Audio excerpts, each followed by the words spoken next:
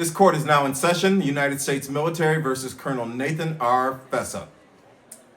Good morning, Colonel Fessa. Good morning, punk. Judge. Colonel Fessa will have no such behavior in this courtroom. Sorry, Judge. Now, Colonel Fessa, when the police officer stopped you, how fast were you going? 35 miles an hour. Now, how are you so sure? Because I never speed. Never? Never. Really? Never? Come on, kid. Now, I don't answer questions multiple series of times. We have times that you're clearly over your head. Whoa. Hold on a second. I am not done with my examination yet. Sit down. Sir, Huh? you either address me as sir or colonel. I think I've earned it. Lieutenant Caffeine, please address the defendant as Colonel or Sir. I don't know what kind of court you're running here. And the defendant will address this court as Judge or Your Honor. I'm quite certain I've earned it. Take your seat, Colonel. Now, Colonel Fessa, if you were speeding, would you have the courage to admit it to this courtroom, or would you lie about it? Lie? Yeah, lie. Why would I do that? Because you're afraid of me getting the best of you, or you're afraid of paying a fine. So I'll ask you again. Were you doing 45 and a 35? Why, you snot-nosed twerp. The witness will answer the question. You want me to answer that question? I think I'm entitled to an answer. You want an answer? I want the truth! You can't handle the truth. We live in a world that have roads. Those roads have to get people like me where I need to be. Who's gonna get me there on time? You, Lieutenant Weinberg? I have a greater responsibility than you can fathom. You love traffic lights, you love stop signs, and curse the people who go through them. You have that luxury. You have that luxury of not knowing what I know. What exceeding the speed limit, while grotesque and incomprehensible to you, gets me to the golf course on time. It gets me to Costco on time. You don't want the truth because deep down in places you don't want to talk to about at parties, you want me flying down the road. You need me flying down the road.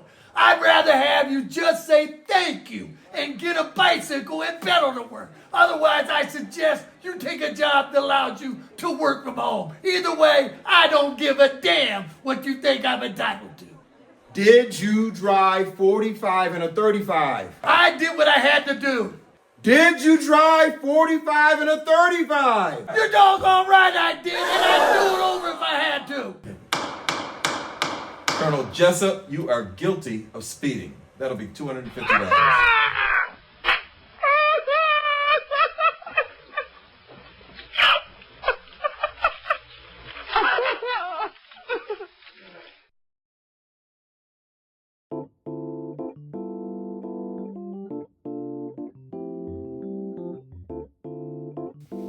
All right. How's everybody doing? Thank you for joining the Three Brothers Podcast.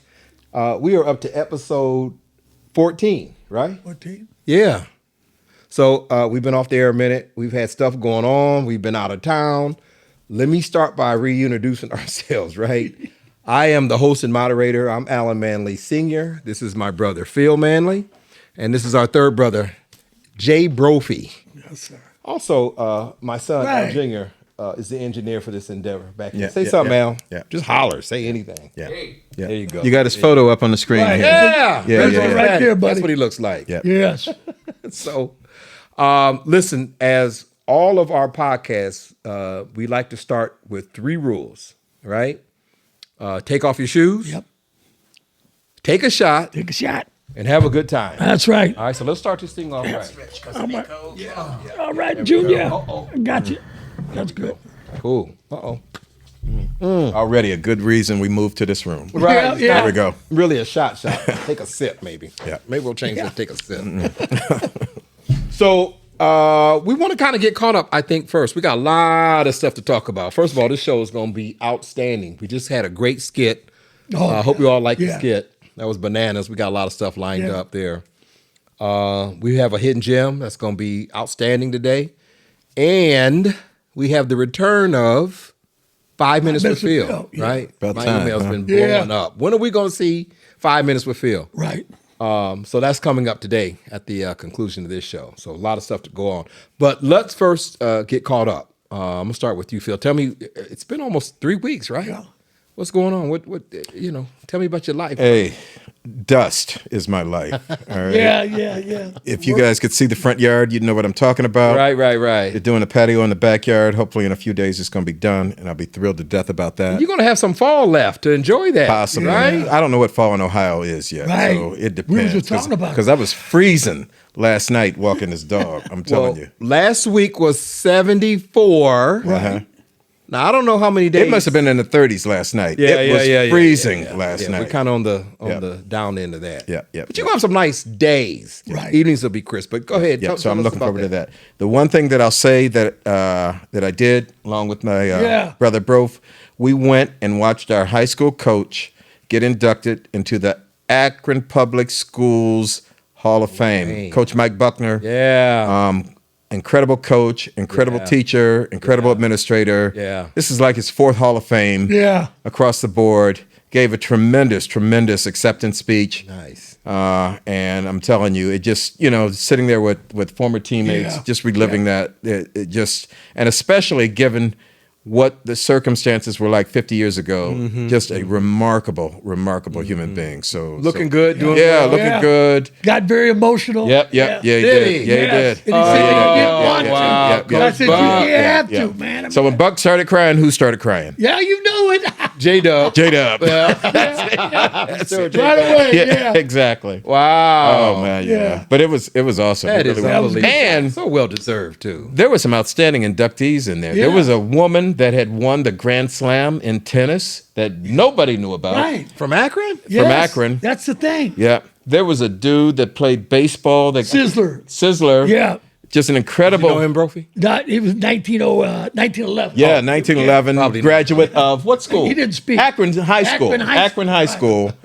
And Wait a minute, he was there? no, he's dead. Yeah, no, I Going joked. there, yeah, no, he's long gone. All right. When I found out about it, I said that to me. He's speaking tonight. Oh, but, no, Go ahead. but he's commentary. I think Babe Ruth had said some stuff about him. iconic. Yeah, they said. I mean, they had quotes about him, how awesome a player, and he is a Hall is of he a baseball Famer. player? He's Yeah. a Hall of Fame baseball Yes. player. Absolutely. I guess he came out of high school as a pitcher, ended up in either first base or left field or something. Right. like that. And, first base, and he had a shoulder problem, but he still was hitting like crazy. But because he was with the St. Louis Browns or whatever. I think so, yeah. In the Yeah. other league at that time, you didn't hear about him as much, but he was an awesome hitter. Just an man, incredible for baseball years. player. Yeah. Really? Yeah, Unbelievable. Oh yeah. From St. Akron. Louis. From Akron, yes. Unbelievable. Akron High School, yep. Now, this APS Hall of Fame hasn't been around that long because I was wondering, I go, wow, why did we know about it? But they're finding these people that we just don't know about, man. And like, it was really, it's funny because we were laughing like, we never knew that. We didn't hear that. Yep. So it begs the question, do we have a museum in Akron? I don't believe we do. We must have a museum. In Akron? Like you talking about a museum, an art museum? Or a sports museum? To celebrate our history and these type of people that we've never heard of. Oh, that's a great question. Yeah. That's a great question. Because the clay courts, they were talking about the woman who won the Grand Slam. Now, when they played at Mason Park, it was clay down there at that time, basically. And they designed the court, they made it, and they started playing down there in the neighborhood. Yep. And she ended up going on and winning on the clay court. It was fascinating. Wow. I had never heard that either. Yep. That's Yeah. that's awesome. And for the grandkids and the great grandkids to have their people celebrated like that is outstanding. So I hate I missed that event though, but it's very nice. Congratulations, Coach Buck. Yeah. Yo, what we could go on and on about Buck's. Yeah. Oh man, we could tell some stories. Yeah. Holy Yeah. But he's in good spirits and health is, getting better. He had had some health issues over the past few months, but Is he back to playing golf? not yet, but he's looking forward to doing that soon. Well, So if he says he's gonna do it, he's gonna do it. Oh, yeah. No doubt about that. yeah. All right, so Brophy, what's happening? Give me But caught up. that's kind of the same thing, hanging out with Phil there, and then, with everything happening in my life, and the Patrick of Junior and all that, then getting like back into school, like my daughter in Kent, and kind of things that my oldest daughter and her working and volunteering and stuff. It's kind of like we were doing a lot of family hanging out together, which was good. Yeah. We caught up a lot there, and then it's kind of like I just gotten back into. Like I'm working with my characters I was telling you about in my lab. I'm doing some work. I'm doing some stuff that, that I'm having fun with. And I had lunch today with Lavelle Duncan, who was on our one of our earlier podcast guests. And talked to him about Shout out to Lavelle, brother. Yeah, Lavelle, man, hey, it was great lunch today. We talked about all the stuff going on with the podcast, him making movies and acting, the things he's putting out next and going after. And I just found a real interest with that. And I actually ran into David Lee Morgan, who teaches at Jackson School, my youngest son's school. And talked to David Lee, and he was asking about all of us. I said, man, we got to have you back on. So it's good. It's just I had time to get back out and start doing some things again.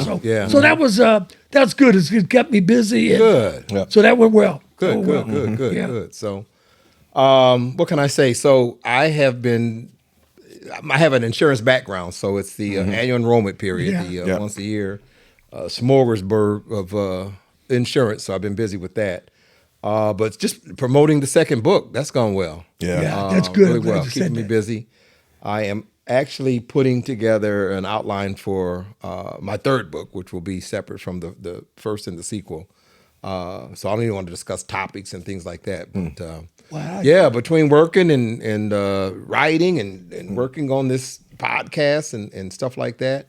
Well, you were saying with the insurance, man, that this time of the year, the hours they were done were just outrageous. Bananas. Yeah. It's bananas. So I'm licensed in about 20 states. Yeah. Some of them are out west. So this time of year, AEP is it's a very important time of year for seniors with Medicare Advantage plans and supplements and things like that. So what are you, more like a consultant for people that need to sign up for these things? I am actually an insurance broker, health insurance broker. Okay. So I represent several companies, Aetna and United Healthcare and Humana, and there's a company called Gold Kidney, which specializes in chronic illnesses. But it keeps me busy. Okay. So, and it's very rewarding, and it's a temporary time of year. But I'm excited about the book when you were talking about. Yeah. So second book's out. It's been out for a few weeks, and I've just been marketing and promoting that.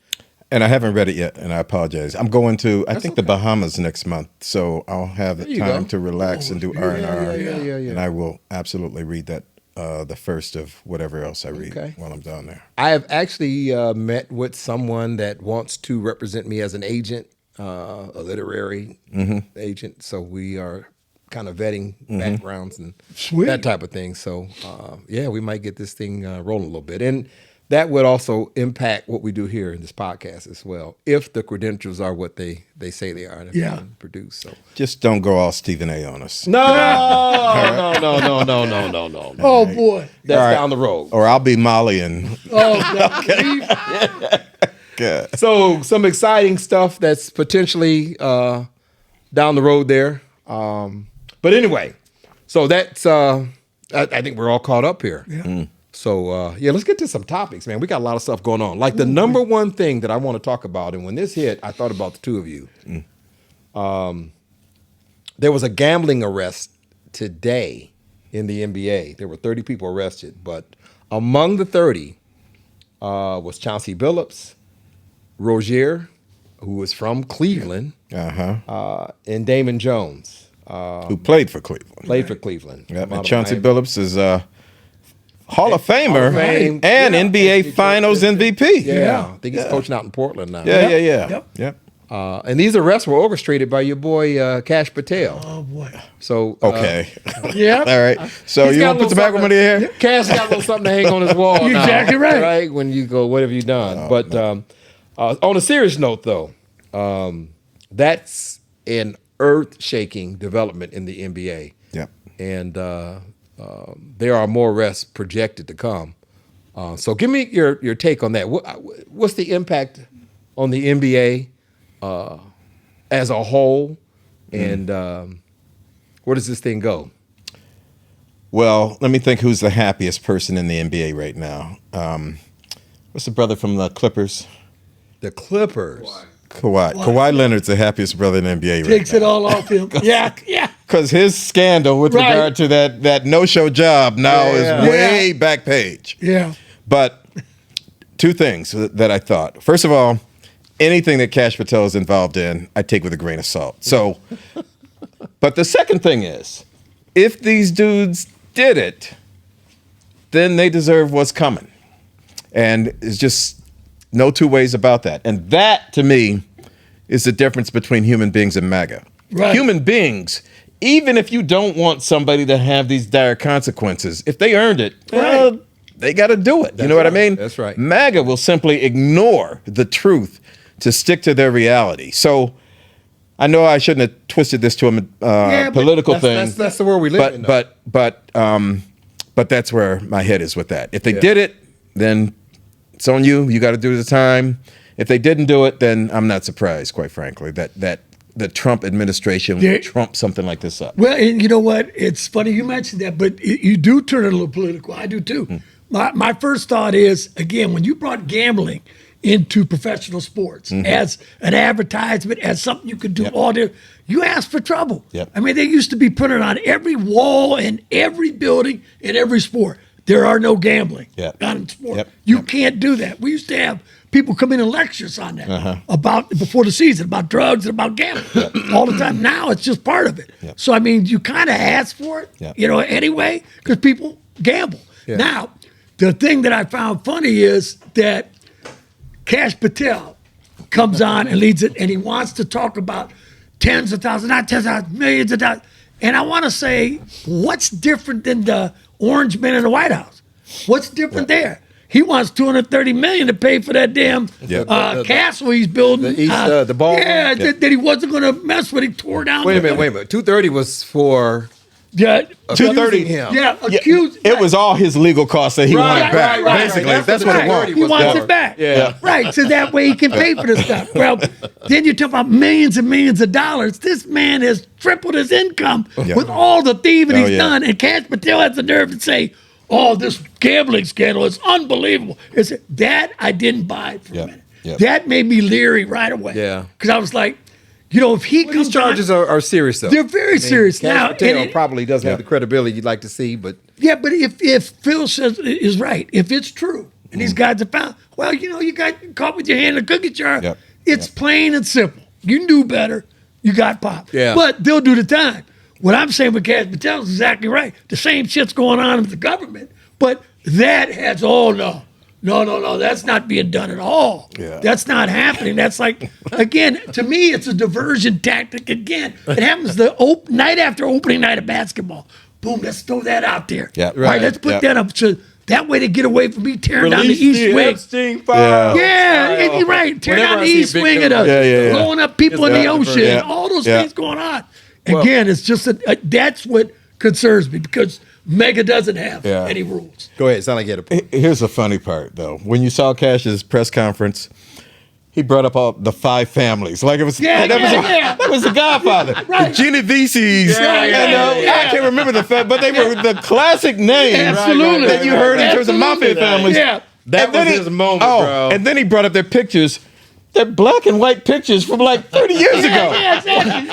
So the FBI was from the movie. And all your technology and all your surveillance, you got a black and white picture from 40 years ago to show who these dudes are. It was such a joke. It wasn't even. It just. The Gambino. So you know everything they do is orchestrated, though. It was just before his press conference, they had somebody set up these pictures. I was waiting for a show of The Godfather to come on afterwards. Oh God, but Trump supporters are low information, low knowledge people. So this shit is right up their alley. You know what I mean? Oh, they got the mob bosses and all this stuff. It is amazing to me how good the Trump administration is at catching the peons.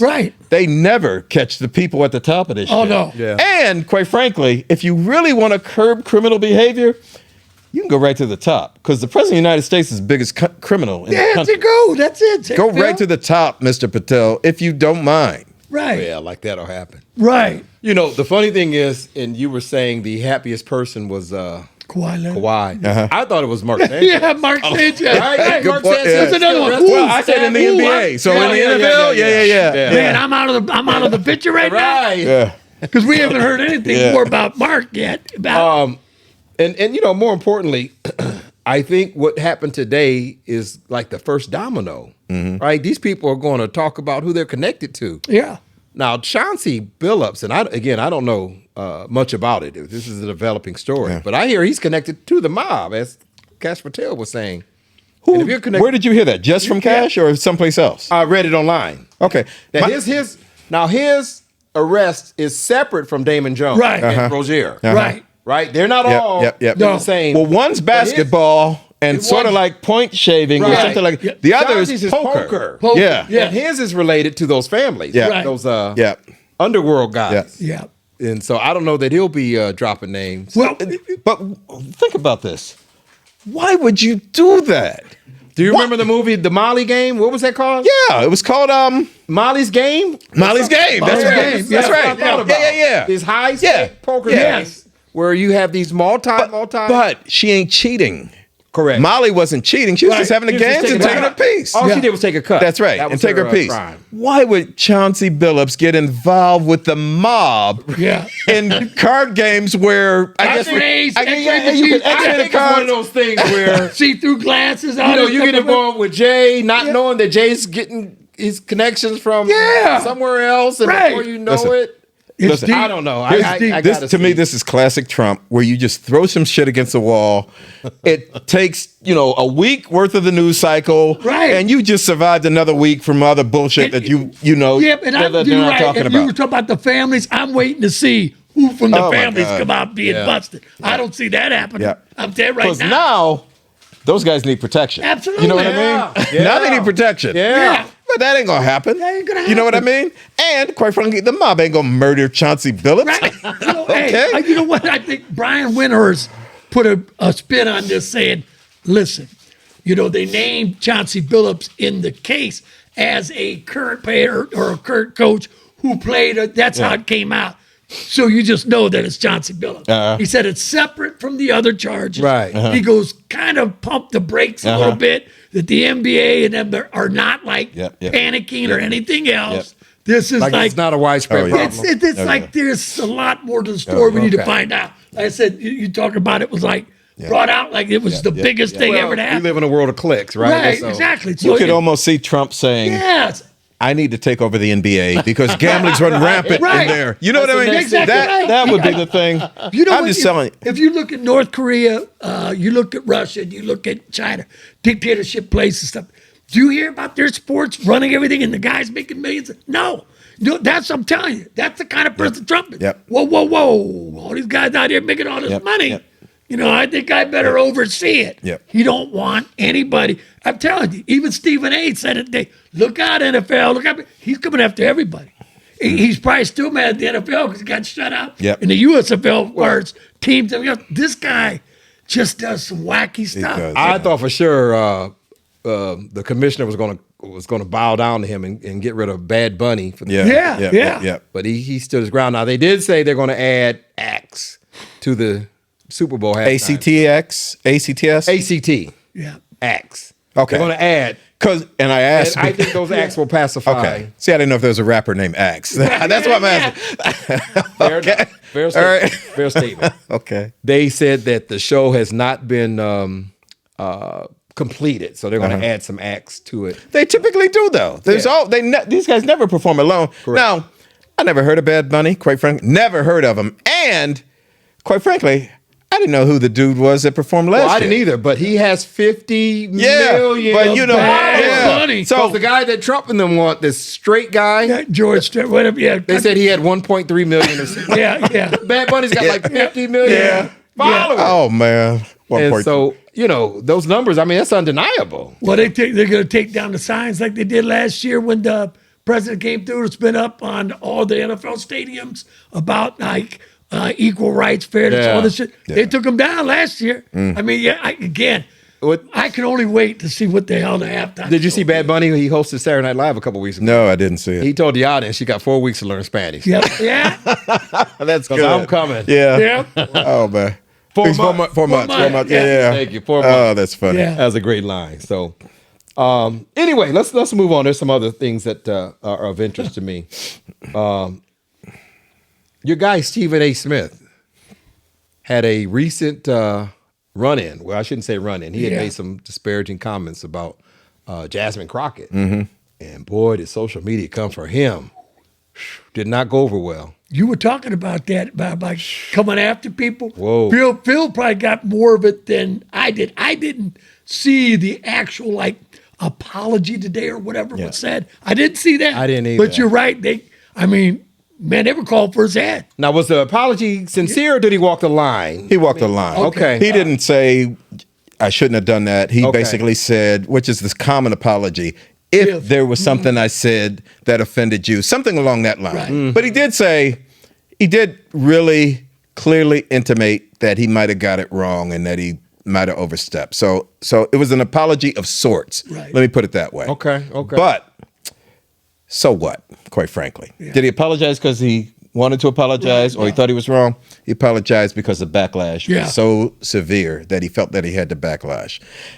And I want to talk about this, but I don't want to talk too much about it because it's part of he inspired my 5 minutes now because of what he did with regard to this. So I don't want to give it up what I'm planning on talking about. Okay. But You got my right, absolutely. interest peaked. But Yeah. what little respect I had for Stephen A. Smith has lessened. Let me put it that way. Wait a in minute. that Is he regard. heading into Jordan territory? No. hey. Well, yeah. have you Actually, ranked- yeah. I'll have you rank here. Yeah. Oh, that would be, yeah. That might be a 5 minute right there. Rank the Yeah. top one. Yeah. Right, yeah. Yeah. So you don't know how true that is. You know, I thought was funny. It was about a week ago when Serena Williams' husband was on. Did you guys see that? Yep. Oh, yeah. I did. Absolutely. He said, Stephen, I was hoping to see you in studio. Yep. Right? And he asked him, Stephen A. didn't know where he was going. He said, have you ever been married? And Stephen A. said, no. And he was like, well, I did advise billionaires on how to build companies because I Build billion-dollar companies. That's what I do. Yep. And so he was basically telling Stephen A. until you've been married, quit giving advice about Right. being married. Yep. Yeah. Stay in your lane. Stay in your Right. lane. Yep. And he was very serious about that. And Stephen A. did not have a comeback for it. So that was an interesting topic online. Did you see this or not? No, I heard. Oh, I I heard saw about it. it. I saw it. I saw it. I didn't see and it. He looked a little uncomfortable. He was well. He cowered to the dude. Yeah. and quite frankly, he was wrong. But Right. but the interesting, it's funny because Stephen A. in most circumstances, right or wrong, will not allow himself to be embarrassed like Right. that. He'll Yeah. come back and Yeah. twist it and make it sound like something that Right. sort of exonerates himself for his behavior. Right. Couldn't do it or didn't do it Yeah. in that regard. Yeah. And so the commentary that's out there is that, well, Stephen A., when sort of a white person does something, you are much less likely Right. to be combative in your response Right. than if a black person does Yeah. something. And that's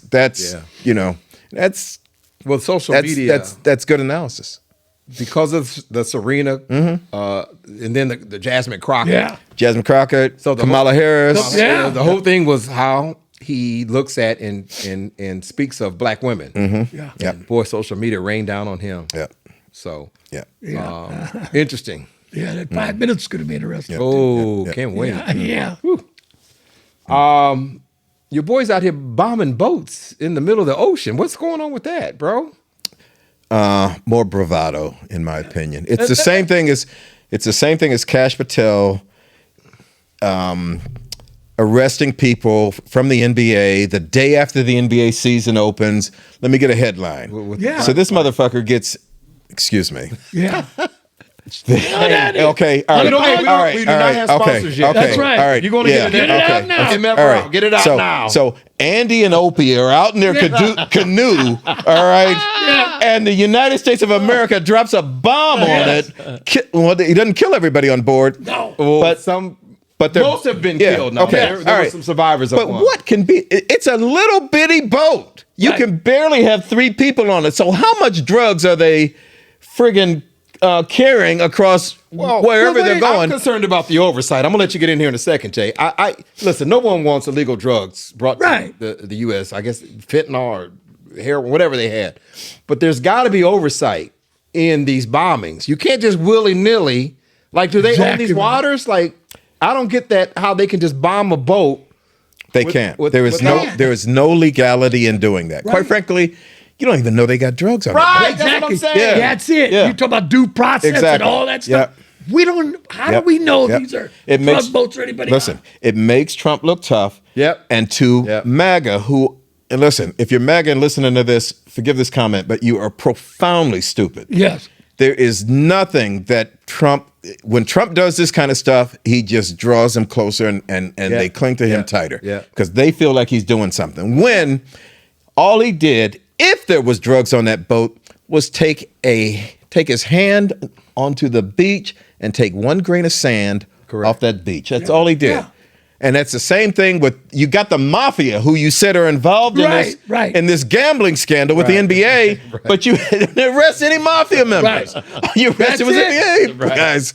So that's your big splash. So go after the cartels that are supposedly, well, not supposedly, they are the people Right. behind Right. the drugs that are coming to America. Yeah. The guys on that boat, even if they are running drugs, it's illegal to kill them. It's not a offense that you could just kill somebody. Right. This isn't war. Well. it's a Yeah, crime. You can't just kill somebody. Right, and it shows you how much he cares about human life. Yep. He does not Oh, yeah. at all care about human life. Alvin warned us. Now He said what? no guard right, the two that survived, the one country was it Ecuador? Or whatever, they released the guy. Oh, yeah. They didn't charge him anything. They Listen, released him. First of all, the people they put on those boats, a lot of times yeah. have no choice. Exactly right. It's I'm going to kill your family, or Right. you're going to Or do you're this gonna for run me. that across. You know what I mean? There's just Yeah. no choice in doing that stuff. And when Rand Paul Yep. came out and said, listen, the size boat they had from where they were located in the Atlantic when they shot him, he goes, that kind of boat would have to refuel 20 times to get to the United States. Yeah, from and they that don't side. bring yeah.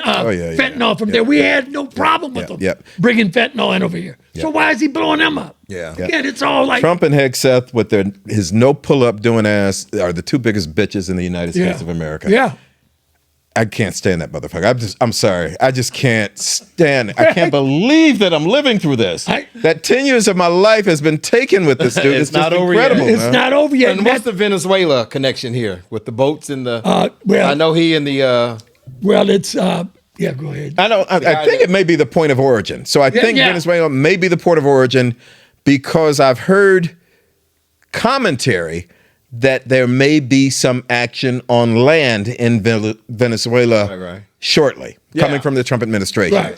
So I'm assuming that's what the case is, but I honestly don't know. Okay. Well, he said in a statement that they're going to take it to the cartels on land, and it's coming. Yep. So who's going to bomb now? Yeah. You know, Yeah. I mean, yeah. it's just, I mean, the statements he makes Yep. are scary enough. Yep. And we got to get to the point where, again, you got to look at America and what we are. We're just like that dumb and blind.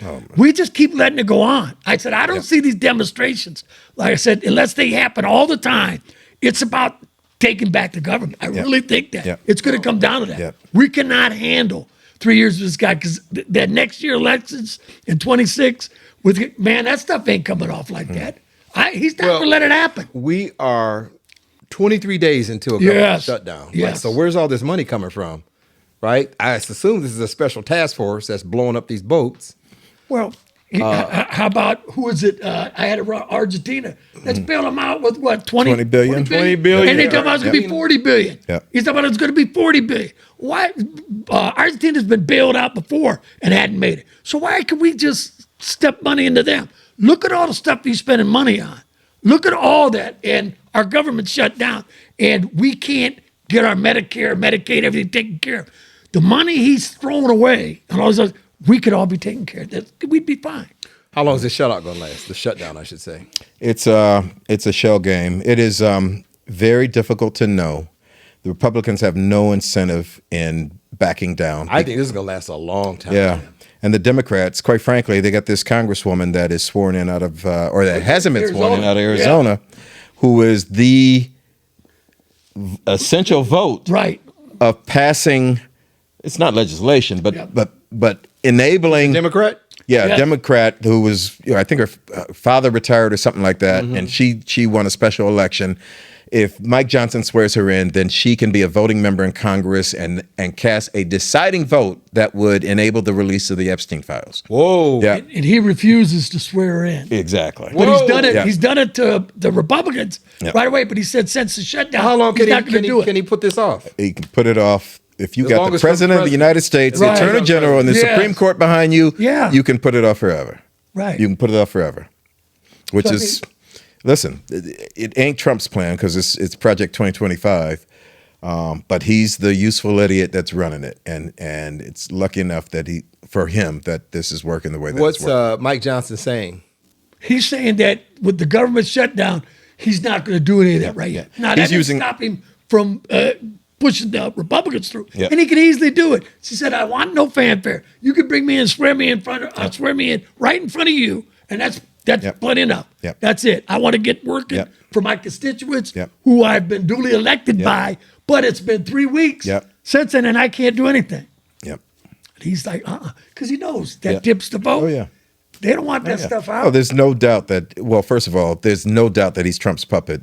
Right. And there's no doubt that Trump told him don't do it, and so he's not doing it. And quite frankly, even if I wonder, will he do it even when the shutdown ends? But it's definitely being used as leverage for the Republicans, for the Democrats to cave on what is in that legislation that is causing the shutdown to Yeah, begin this is with. bad. Has the SNAP program come to an end yet? I know this is very close to I have no ending. I don't know. I don't know yet. But again, we're talking about how, say, your insurance, everything is getting affected. I can say from my wife checking on her insurance, because the NFL doesn't cover my family, but her insurance, our copay went up 3 times. Is that the right? amount. All right, 3 times. Not it tripled? almost tripled. All right, not quite tripled, but almost tripled. It's almost to the point. Where, why the hell you want to have insurance? Yeah. It's not worth it. Yeah. Wait a minute. It's crazy. Are we talking healthcare insurance? Yes. Health premium? Yes. Already. Because she had to go through the office to get the insurance at that time to go over the insurance. And we're looking at the copay. You got to be kidding me. What we'd pay for? No, it's ridiculous. Yeah. And again, that's why the Democrat stuff can't cave to this, because if it does, and we go into this, people are going to realize how bad they got screwed. Yeah. Even the megas, but the megas, I don't think they listen. even care. Hey, listen. You know, I just don't think they care anymore. Their premiums can go up 3 times as long as that black kid doesn't get locked. You're right. There you go. Yep. Well, what's the perception around the world? Who owns the shutdown, right?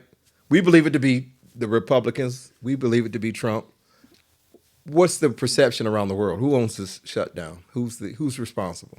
They had a poll, and again, who knows the polls or whatever, but the percentage was higher for the Republicans.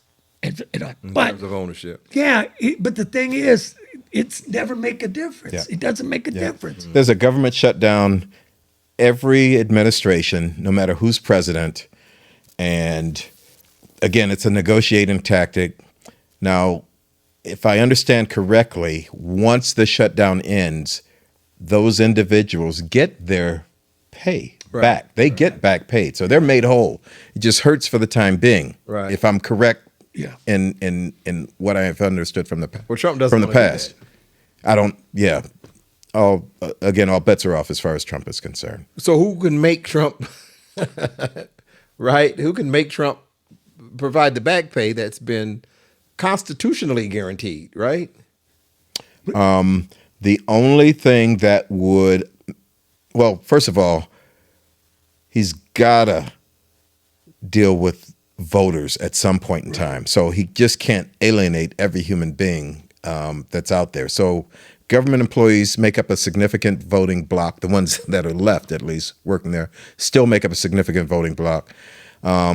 To not do something like that would give the Democrats such a rallying cry that I would be surprised if Trump didn't cave on that. And I would think the people that are advising Trump, and it's ain't like Trump is making all these decisions. Right. Good point. There are, Trump's advisors. What's the bald-headed Hitler? Who am I thinking? Miller? Yeah, exactly. Yeah. So those are the types of people that are making the majority, in my opinion. Obviously, I don't know, but in my opinion, those guys are running Trump. No doubt. And he's following their lead. Well, you got the cattle people and everybody, the beef industry, the farmers are going crazy because he's talking about buying our beef or the beef from Argentina. That's right. Instead of buying our old cattle. Right. I just saw a Ohio farmer on the day going, I've raised these, I've had these to make our money here. It's perfect good beef. What are we doing? Go overseas buying beef. You know what I mean? It's just. Oh, yeah. It's and I listened to I don't know if it was a representative or an actual cattle farmer. He refused to blame Trump for what was going on. He just said that, I think he might be misinformed about the significance of, Argentina having this advantage and how it will force American meat providers to lower their prices in order to be competitive. But he would not say that Trump was Jim wrong. Jones Kool-Aid. Oh, yeah. Yeah, man, I'm sorry, but that's right. Yeah. Wow. I mean, after a while, man, I mean, there's no one else to point a finger at. Yeah. You can't keep blaming, everybody else. And that's, I don't know. I just think. All right, we're going to talk about some good news. Oh, You ready for some good news? Yeah. I can't wait. Can't be sports. The Browns beat the Dolphins. Oh, God. Super Bowl. Browns beat the Dolphins in a big way. I forget the score. What was the score, Junior? 31-6. 6 31 Yeah, 6. 31, yeah. 31, 30. My old team, the Dolphins, yeah. Yeah, the old ex. Yeah. But that was actually the first Browns game I've seen this year. Yeah. Typically, we golf on Sunday. yeah. And Rain. I was out this Sunday anyway. Then it rained in the court. Yeah, I was out too. I just had it for a while. Well, why were you out, by the way? I didn't want to play. I just was tired. Yeah. I had rolled my ankle the week. Well, I had played Sunday and Monday. If you remember, we had that that veterans event. Yeah. So I guess that was one other Plus thing the that ended Cipher up doing. Cup's over. Phil won Right. the championship. Yeah. By the way, did we acknowledge that? Yeah, we did. We did. We Okay. gave all that credit. You Yeah. need a So break. now he's damn Take incentive. a week off after the He tournament. done won the Cipher Cup. Yeah, I wasn't missing a week during. During that Cipher, he wasn't. His ass was out there in the ring then. Yeah. Here's my concern though. Late in the fourth quarter, our boy, what's the quarterback's name? Gilbert. Yeah. Am I saying that right? No. Gilbert doesn't. Gabriel. Gabriel. Had like 94 yards passing. Listen, a win's a win, and we'll take a win. Right. But without a downfield threat, and Jay, you can speak to this. I mean, it's nearly impossible. The defense was outstanding. Yeah. Great defense, great special teams, and things of that sort. Yep. But I mean, it's like what they say about pro golfers. Two things that'll kill you: dogs that chase cars and pros that putt for pars. Yeah. You just can't survive Right. when your quarterback's in the fourth quarter with 94 yards passing. Eventually, it's going to catch up with you. Well, you look at the Dolphins in that same era. What is the Dolphins 1-5? 2 ahead of bad another game. 1-6. Oh, the Tua look bad. It looked bad, and they're struggling. did. So we beat a struggling 1-5, whatever. Correct. Dolphin team, but to that point, and you don't have a downfield threat. Again, play action is only good if we run the ball real well. Which we kind of did. The rookies helped. looking good. But you got crossing routes, all right? But how many yards of a pass play does he average when he throws the ball? If it's like 4, 5, 6, that's the dump offs. You're getting. Yeah, You I think it's can't. around You 4. can't. Well, at live- least the Miami You game. can't live on that at all. Yeah. And you get crossing routes by tight end. After a while, defense is going to bring them safeties up in the box, shut the run down. They'll man your guy outside because he ain't getting the ball, and we'll take those tight ends away. Things like that start really showing themselves after a week or so. When you start watching film, you look and go, listen, look at the formation, look who's in, look what's down. I mean, you start having like big tells or obvious situations. You're going, this is what they're going to. After a while, that's going to stop working. Yeah. All right? You've got to be able to push the ball downfield some way. You've got to be able to run it better, whether it's screens or whatever. But 94 yards passing, and when you're not running the ball consistently well, I don't think that's a recipe for a lot of. Let me hear from this quarterback. What are we going to do here, man? Two things. Miami is a terrible football team. So bad that the quarterback called out his own team for being late to and missing a players only meeting. Yeah. That's how bad it is down in Miami. Yeah. There were some players that said, Listen, I'm not going to that. So Same stuff. I was blown away that the coach wasn't fired on Monday, and the coach is a Yale guy. The other thing is, and this was noted, that Tua has never won a game in bad weather before in his life. So he's a little guy with small hands, just like Gabriel's a little guy with small hands. There you go.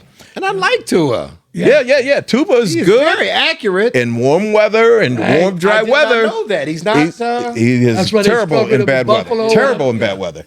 But Gabriel is also. Now, Gabriel had a dink and dunk. When they got that 31st point, Stefanski tried to go downfield with him. Yeah. And he threw just a duck down the side. It was just nothing. It was a horrible, it was a high school pass that he threw downfield. So it was terrible. So it was perfect scenario to do it. Right. Because they weren't going to lose the game. Right. And now we can at least test, not really test the defense, but try to fool the defense can with show them something that we can. downfield Absolutely. that won't be a risk to the Who team. goes downfield? Judy? I don't know who they threw. I can't even remember. But I don't know who's but it that was speed. a horrible pass, horrible play, completely unsuccessful. The other thing is, let's be clear: the Browns' defense scored 14 points. Yeah, They had a pick six, Right. Yeah, and then they had absolutely. another pick down to the 2-yard line. Right. So without those 14 points, Right. Browns had 17 points on offense. All right, which is where they've Against a been bad team. all season long. That's exactly right. And so that's what the deal is as far as those guys are concerned. So your takeaway from this game is nothing. There is nothing to be able to take away from this game other than you aren't the worst team in the league. Yeah. Well, let me ask you this then. Are we going to see Shador, and under what circumstances? You know, Because it's tough to make a change when you win. well, and that's just Right. it. And again, weather, whatever, if it looks like that and you make that change, all of a sudden you're saying, I don't know if that kid can play in this one. Oh, then we got more quarterback questions. I don't know. I really, the game plan with the Browns have kind of thrown me for a loop, man. I mean, trading Flacco to Cincinnati and then for not the I basically. kind of get the trade. I get what you're looking at doing, but I don't know if you had a plan for afterwards. All right, let's play the young guys to see where we go. Where's I don't get the trade, by the way, but go ahead. Where's the Pickett? Where did he end up at? The first guy we It traded. was Las Vegas? God, was it Raiders or I can't remember. Boy, Kenny Look Pickett. that up. Yeah, Kenny Pickett. Junior? Raiders. Raiders. Yeah, And we never even gave Never- him a look, right? I mean, did he play in the Hamstring He issues. had the hamstring. He was hurt. Yeah. Okay. Okay. Yep. So he never played. Oh. And so Flacco was great versus who'd they play? The Ravens. No, they played Pittsburgh. Flacco was great versus in Cincinnati. Playing for Cincinnati against Pittsburgh on Monday night. Oh, wait a minute. With Cincinnati. Yeah. Okay, I was starting to think, when was he great for us this year? Yeah. So which brings me back to a point. 347 yards. Yeah, or so something. it brings me back to my point from the beginning of the year is why do you sit these guys in the preseason when they need work? Because Flacco Right. clearly wasn't that guy Yeah. all season. Now, quite frankly, he had T. Higgins and he had Right. Jamar Chase. Exactly. So he's got guys to throw the ball to. Right. But don't think that guy doesn't need reps. He needs reps. They should play. And the threat of losing a 40-year-old, if that's where your team hangs in the balance, See. then you have got nothing to begin with. Get him in there. If he's the guy, play him. Period. So you're talking about playing Flacco, the Browns. I'm saying play Flacco in the preseason and let him Develop some rhythm. Yes, exactly. I don't think he played. He played a couple series in the last I don't preseason game. recall him playing any in the A couple series in the last preseason game Yeah. he played. Okay. That's just ridiculous. It really is. It's a But stupid model. I think still at some point, we got to get a look at Shador. Oh, I think you are. Right? Go ahead. You said you didn't like the trade or something, though. I don't like the trade because basically what Mike Tomlin said. You're gonna trade him for what? You basically gave him away. You got a fifth, and they got a sixth, and Flacco. So it was basically an even trade in terms of draft choices, and they threw Flacco in there. So they're still paying some of Flacco's salary. paying all right? eight quarterbacks. You're still paying, and he's now a division rival. Right. That is better than anything that you apparently have on your staff because nobody has done what he did up to that point in time. So it's just, it's a stupid move. Nobody trades a player that is impactful they try not to trade him in their own conference, Right. much less their own division. You know what the wild card is? Yeah. Watson. Right. I was going to say that. Yeah. That's exactly right. And I was going to call him the wild card. Well, That's right. okay. Now, the thing is, we're what, 6 games in? There's 17 games. So you're talking about Shador or whatever? I don't know. You got a lot of time. Because what if you go to Shador, it doesn't work? Are we just mismatched quarterbacks? Or when does Watson come into the picture?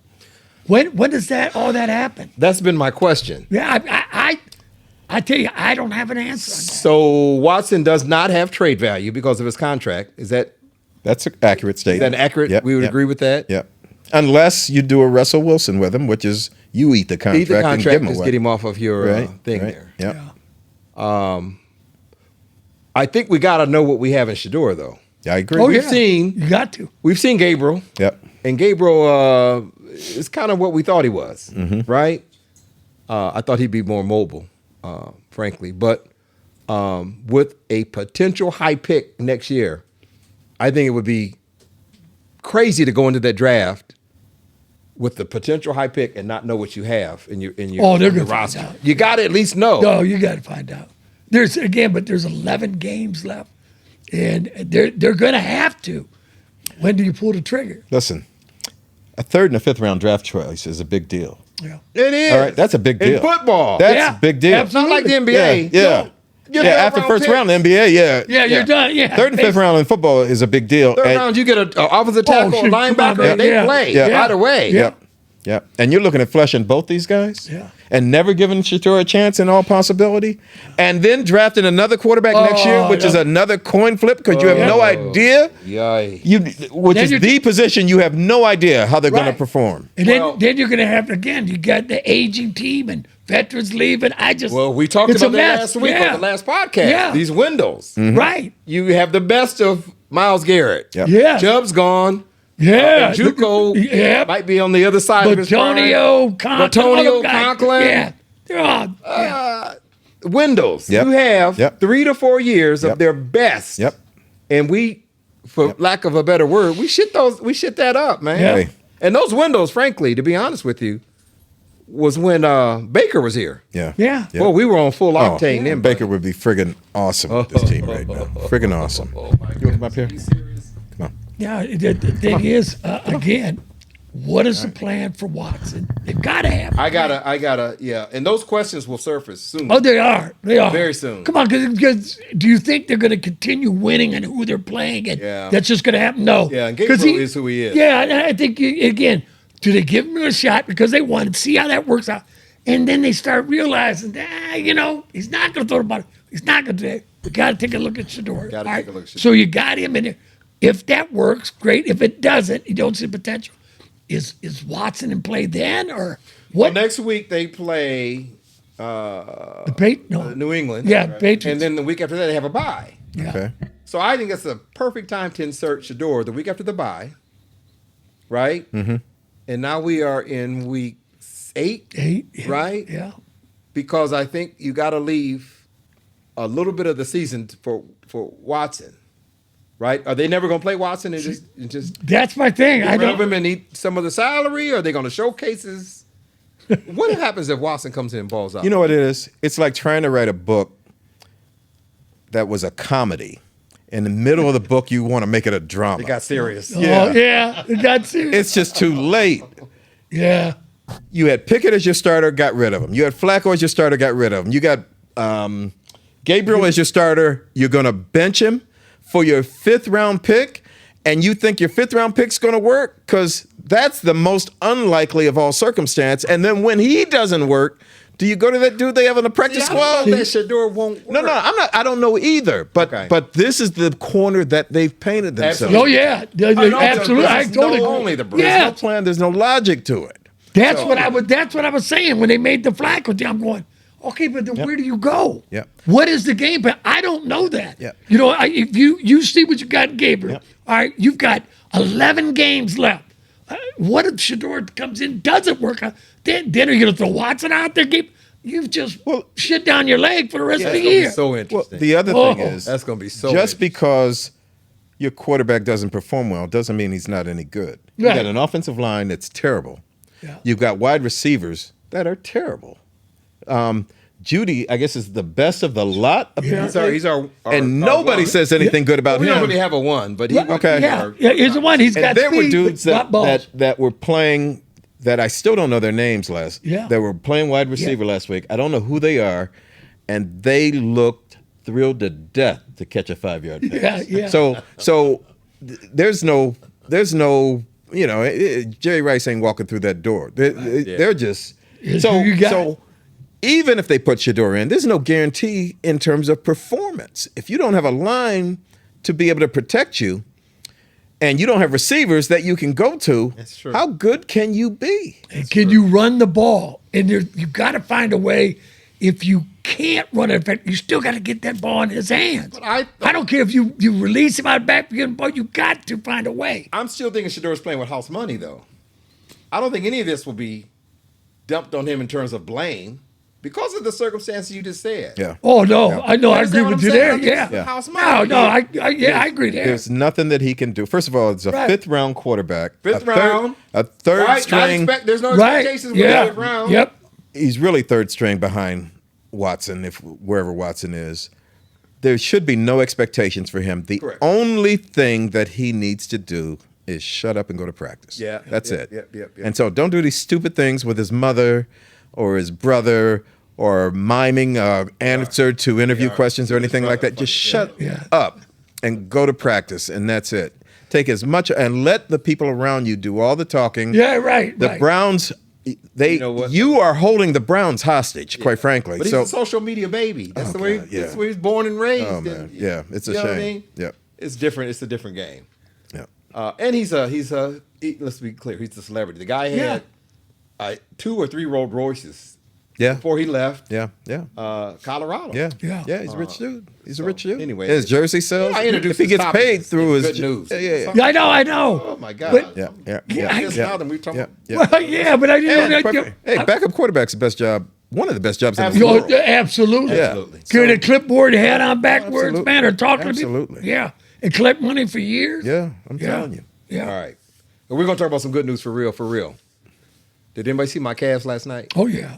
That is amazing that you would say that. What? Because they ended up losing a game to a team they beat 4 out of 4 times last year. Okay. And you're considering that good news. It is good news. Yeah. Because I was very happy with the game because they were extremely competitive. I like the changes they've made this year. Listen, we were without Garland, Hunter, Strus, which is a significant part of the offense. A lot of points there. yeah. They were down 18 or 19 Yeah, points at one brought point. it back. Brought them back, took Yeah. a 1-point lead, went down 12, 13, came back, cut it to 3. Cavs teams in the past would have folded and took a 25-point lead and left with their tails between their legs. New York's a good team, well coached. Mike Brown, I like them. Yeah. They're still physical. They have their core from last Still year. physical. You brought up a great point. Still physical. And I think that the Cavs met them. I think they played to the level of New York in terms of physicality. I like what I see with Mobley. It's better. It's going to even need to be turned up a notch. I love And it what I will. see out of New York too. But right, it's the first game, opening night. Both teams missing some people. Yeah. So I looked at it like you did. That. Yeah. I thought it was good. It was good ball I was play. not disappointed. No, I didn't look at it and go, oh, I boy. wish that they had won, but I wasn't Yeah. disappointed. No. Some of the things that I was just Mobley, I mentioned, hitting the threes, being a little more active. Yeah. And frankly, How many did he score? 20 something, I guess. 20-something. Evan Mobley had 20-something points? Yeah. And he was very much a part of their offensive plan. They went to him Oh, frequently. in like the they beginning, should've. he was aggressive. Donovan went on a run. Yeah, he did. In the third Yeah, quarter. yeah. He ended up scoring 21, 20 in the third. It was a wonderful thing to see, but when Donovan is on, Mobley's completely out of they just kind of forget about him. Well, I think, but I think that will change when he gets on a roll like that, though, because of his aggressiveness. That when they start doubling Donovan or trying to put the pressure on him, Yeah. Mobley's going to be called on to do more of that. I I always think he think will. about that clip I saw when KG was analyzing Mobley, and he was Yeah. saying with his ability, that guy's got to get mean and just demand the ball. And when you give Mobley the ball in his office, which is around the foul line in that area, he has the foot, he has the moves, he has the foot movement in the game, be it up, get a shot up under. Yeah, he can create his own shot. So I like what I saw there. Lonzo Ball changed the pace of the game when he came in. Yeah. Love that. And I don't know, he's got a history of injuries. I don't know how long he can stay healthy. But he changed the pace of the game when he was in there. I was very, very pleased. Plays great D, too. Plays great D. Yeah. And the guy's about, what is Lonzo? 6'6". Yeah, 6'6". Big guy. I like that. I even like that Tyrese Proctor. Guy out of Duke. Rookie, Another 6'6", 6'7" guy. Yeah. Played great D. Took a couple good shots. Hit a couple. Yeah, and that's a young Tyson, the guy that they started that was the rookie last year. Yeah. You know, again, you're talking about bench strength down the road here. Our guy Nance. Yeah, I'll tell you what. Larry Nance Jr. Immediate. Big. I thought such an impact. Threes. Yes. Big impact when he gets in the game. Yeah. Big impact. So I love it. And I think we have the coach to, once we are at full strength, with Garland, with Hunter, with Strutz, he's been famous for these 10, 11-man rotations. Yeah. And that's kind of the management of a team full of talent. Right. The management of minutes and stuff like that. So anyway, I came out of it optimistic. I'll put it that way. Yep. I think they're a better team this year than they were last year. I definitely did not see that. Would be the only thing that I disagree with you on. Yeah, completely. You don't think they're a better team this year? Well, they were 16-0 to start the season last year. 15-0, and their defensive energy last year was ridiculous. It was they very were, good. They were. I was disappointed in Jared Allen last night, to be honest. But see, you know what? Defense. Okay, but we'll talk about so. I didn't see anything that was miraculously different from last year, especially when they needed a bucket. They just don't know how to get a bucket when they really need a bucket. Now, like you said, Donovan had a great third quarter, went nuts, scored all those points.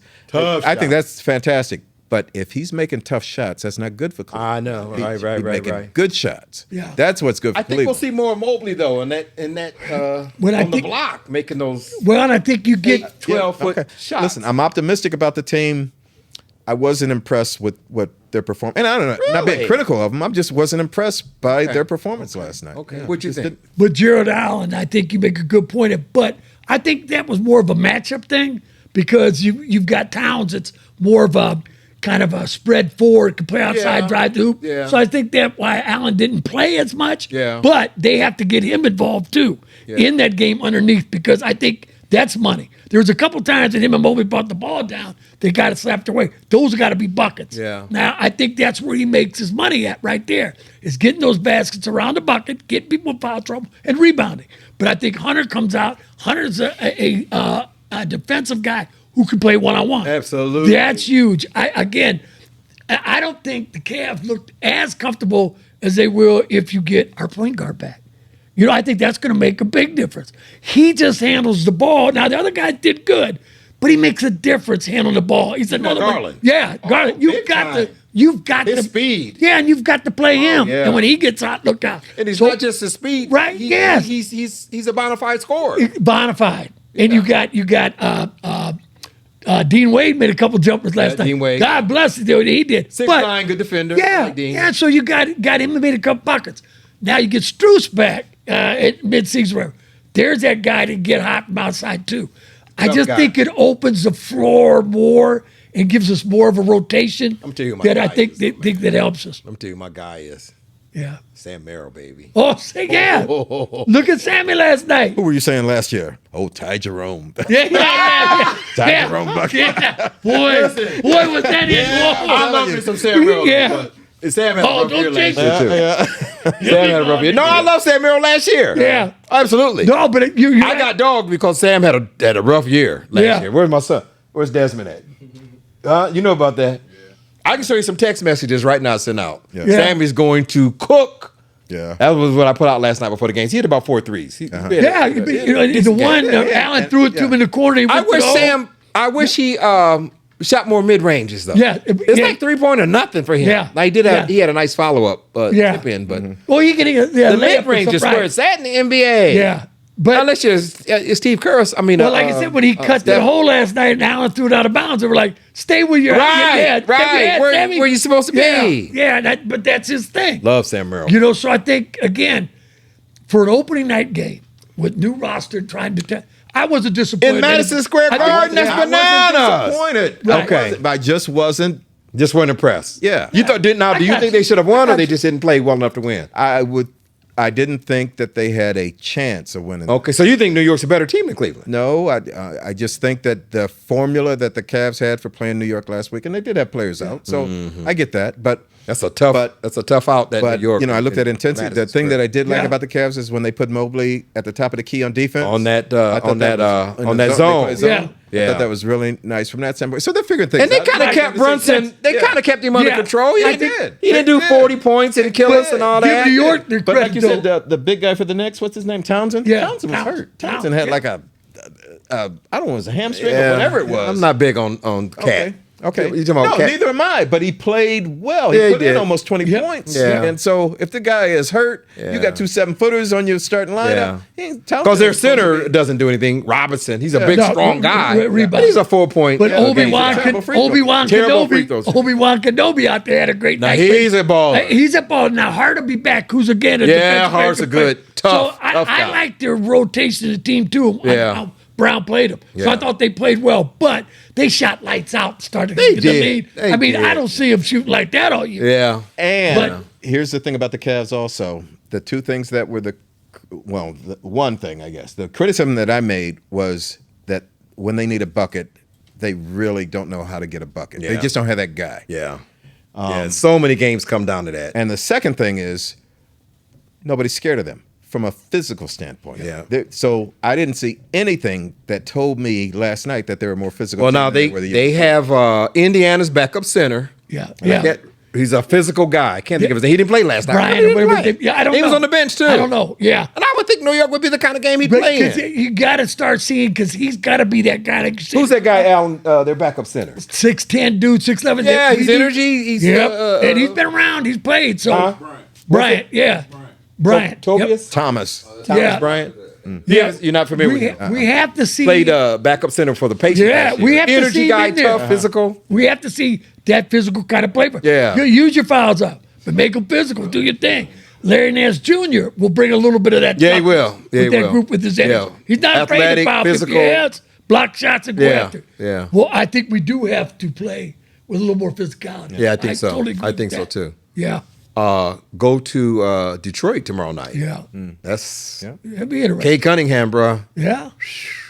And again, they No got picnic there. they loaded their team up pretty well too. Yeah. They've got some players. Well, Detroit's on the come up. Yeah. Yeah. So I mean, yeah, I don't think they're where Cleveland is in Right. terms of expectations. And Cleveland We've gone had- to the second round 2 years in a row. Most experts, if you call them experts, are picking the Knicks to go to the finals.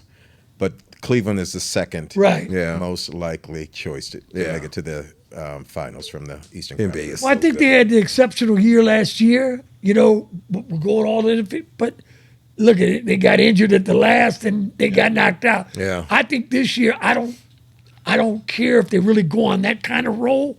As long as they keep improving, stay healthy, they'll be a better team in the Yeah. long run. Yeah. So I'm all right with I'm that. excited about them. No, I am definitely excited about them. I do like the Cavs. I do.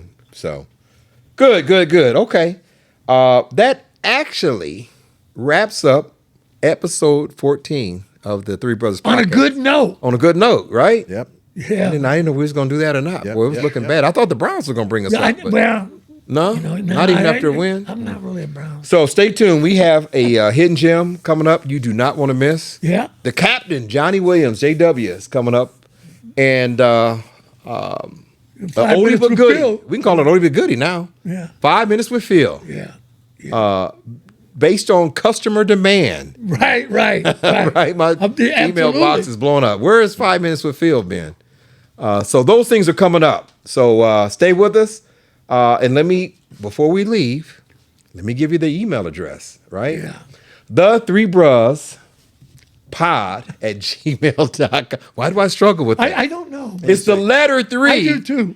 Instead The of number 3. Yeah. I mean, it's the number 3. See, here I go We both again. did it. Yeah. All right, let's try it again. The Three Bros pod@gmail.com. See, See how easy that is? Yeah. It is the number 3, bros, BROS, pod at gmail.com. Hit us up. Let us know what you like, what you didn't like. If you have some concerns, you have some questions. Rate our skits. We love the get skits. involved, yeah. We got some more skits coming down. Yes. If you have skit ideas, if you want to be in a skit, let us know. But we want to end this table talk the way we started it. 3 rules. That's right.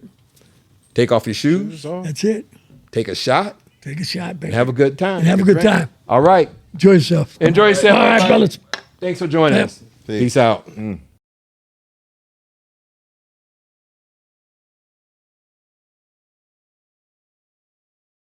we got a special guest in the house today. The Captain Johnny Williams. We call him J-Dub. J-Dub. Captain Johnny.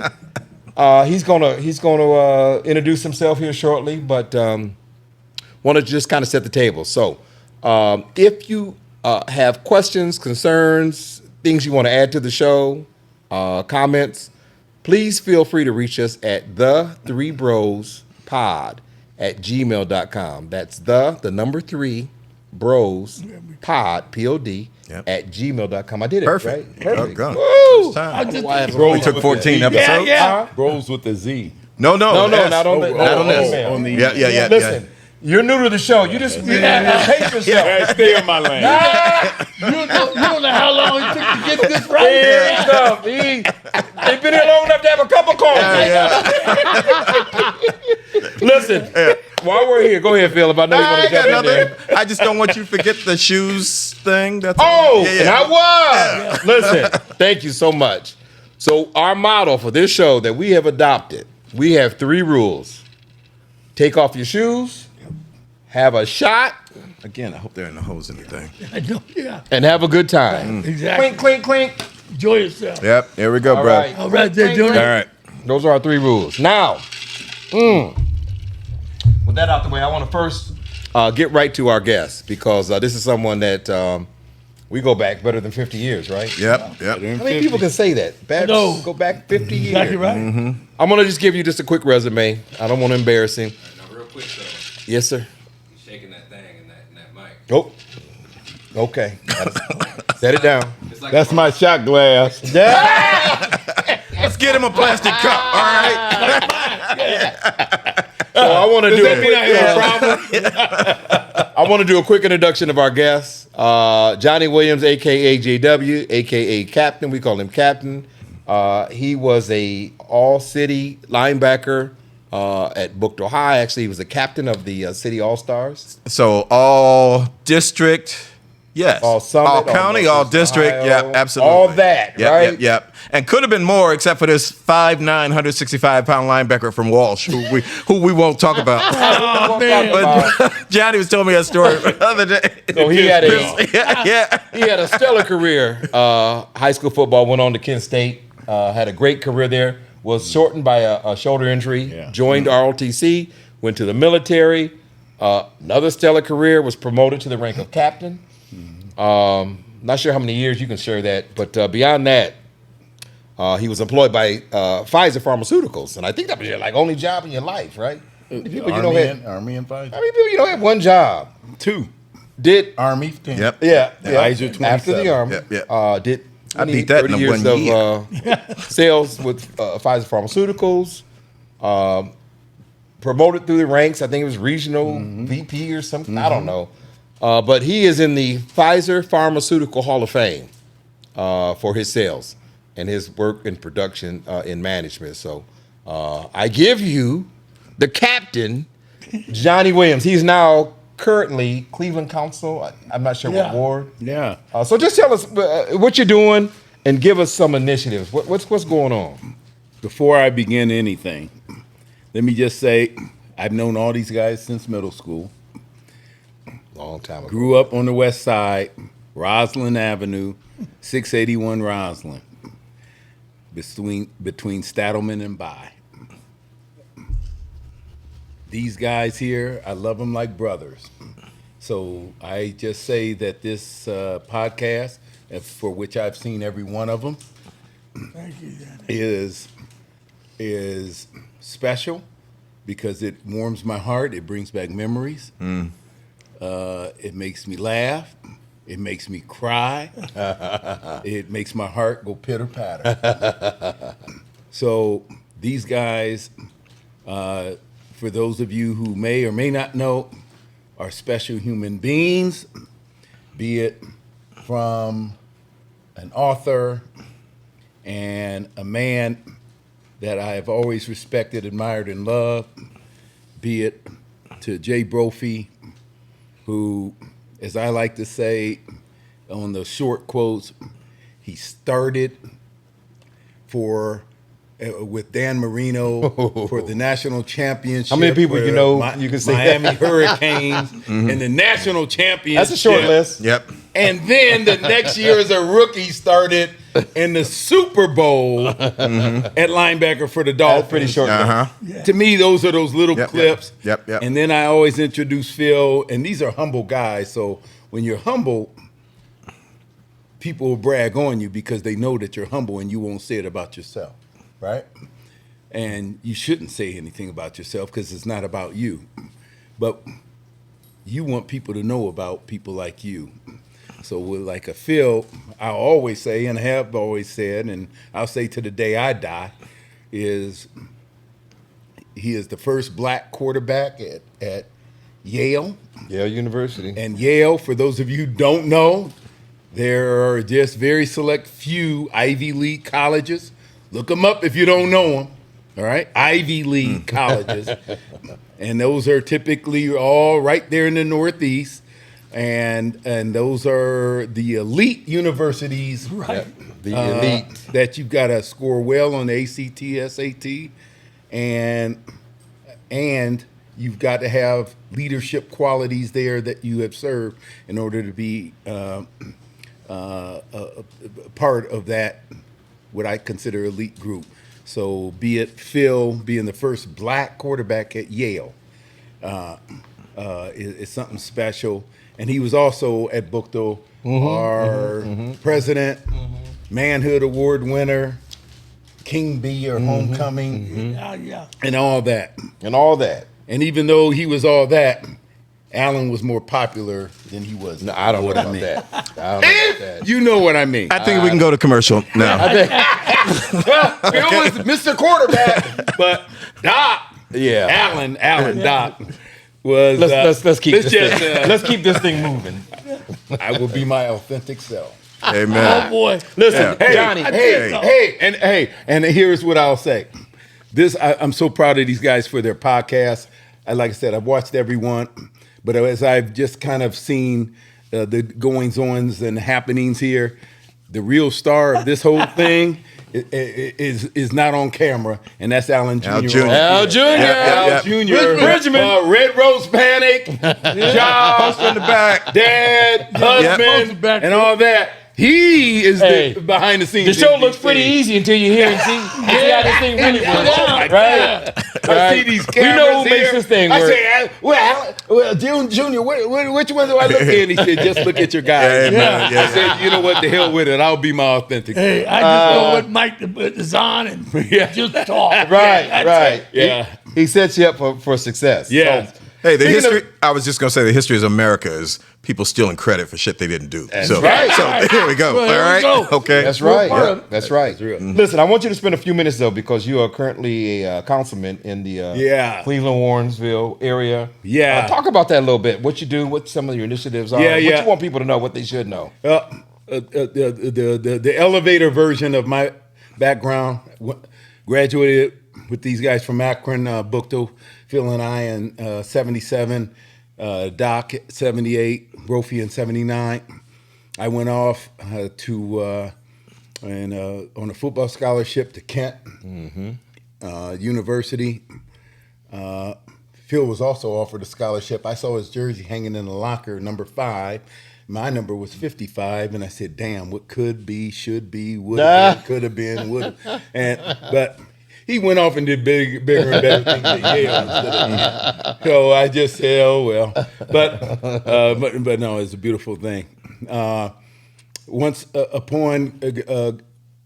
While at Kent, I actually joined ROTC because from the beginning, I was actually one where I said, well, football is not going to be my career because quite as it's kept, I had bad shoulders. You know, And you were a linebacker. linebacker. My goodness. Linebacker at It's like having bad feet and your place kicker. Yeah. During my senior year in high school, I was playing on a strap with chains, and I could only spread my arms this way and this way.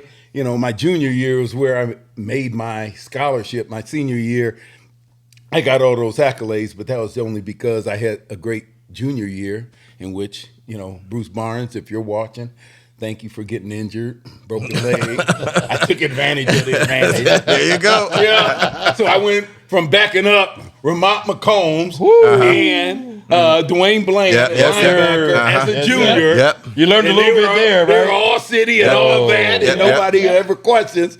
To where when Bruce got hurt at defensive tackle when my junior year, they were senior. They put me in a defensive tackle, and you know, I'll did be pretty damned. good. And but then my senior year, I was able to play linebacker when Ramont and Dwayne graduated. So went off to Kent, played linebacker, but that career is not because I was injured. I actually could have gone to Northwestern, which was our coach Buck. Yeah. Which, oh, by the way, we didn't talk about this. Oh yeah, that's right. Hall of Coach Fame. Buck Congrats. we were going to his Hall of Fame for Summit County. You know, Yep. congratulations and salute to Coach Buck. He basically paved the way to where I could have gone to Northwestern, but when they offered me a scholarship at Northwestern, and I looked at the print because I was the first one from my family to ever walk on a college campus. Uh-huh. And so when I saw the fine print and they said everybody was calling them 1 year renewable. Right. scholarships. Yep. Or no, they were calling them 4 year, full ride 4 years. Yeah. Uh-huh. And I saw the fine print where Right. these are actually 1 year renewable. Renewables. Yes. I said, oh, hell, 1 year renewable. And I asked them, I said, I thought this was a 4 year full ride. Yeah. They said, well, it really is. But, Right. you know, so long as you don't get in trouble or Yeah, something doesn't come up, Uh-huh. then it's really a 4 year full ride. But Yeah. ultimately, I said, but it says here in the contract, 1 year renewable. And you're already dealing with shoulder injuries. And Yeah. guys, I promise you, I was 205 to 210. Uh-huh. I promise you, you guys probably were lifting more. I could not lift my senior year 225 pounds one time. Wow. So we had the 300. Yeah. Yep. That's right. That's right. That's Right. right. I was never on that list. Yep. I couldn't lift 225.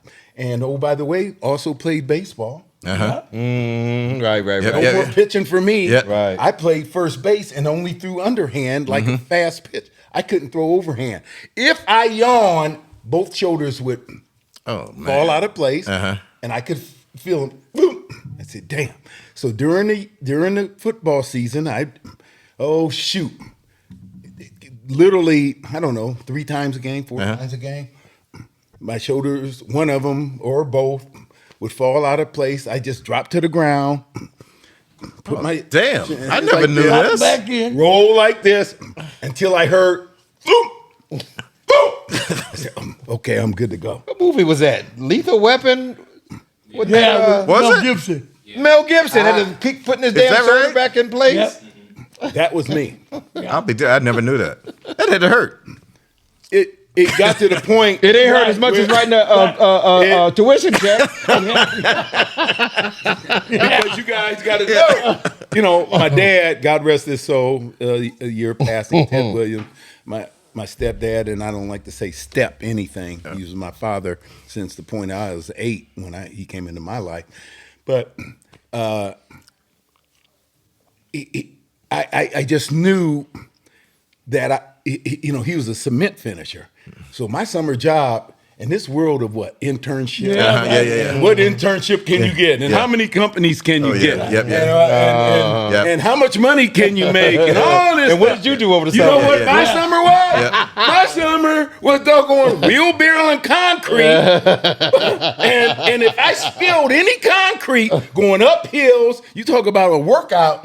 This is what helped me make all That's all Summit, they all district. Was my forearms were so strong because I was wheelbarrow and concrete, up hills, down hills, around corners. If I spilled one barrel, it was coming out of my paycheck, and that was $60 a week, which was good money back then. So I had some cash.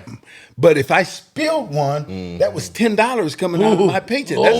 That's like a day's. So my doggone forearms were so strong to where, and back then we wore forearm pads. You know. Of course, Mr. Linebacker. Now they teach you to.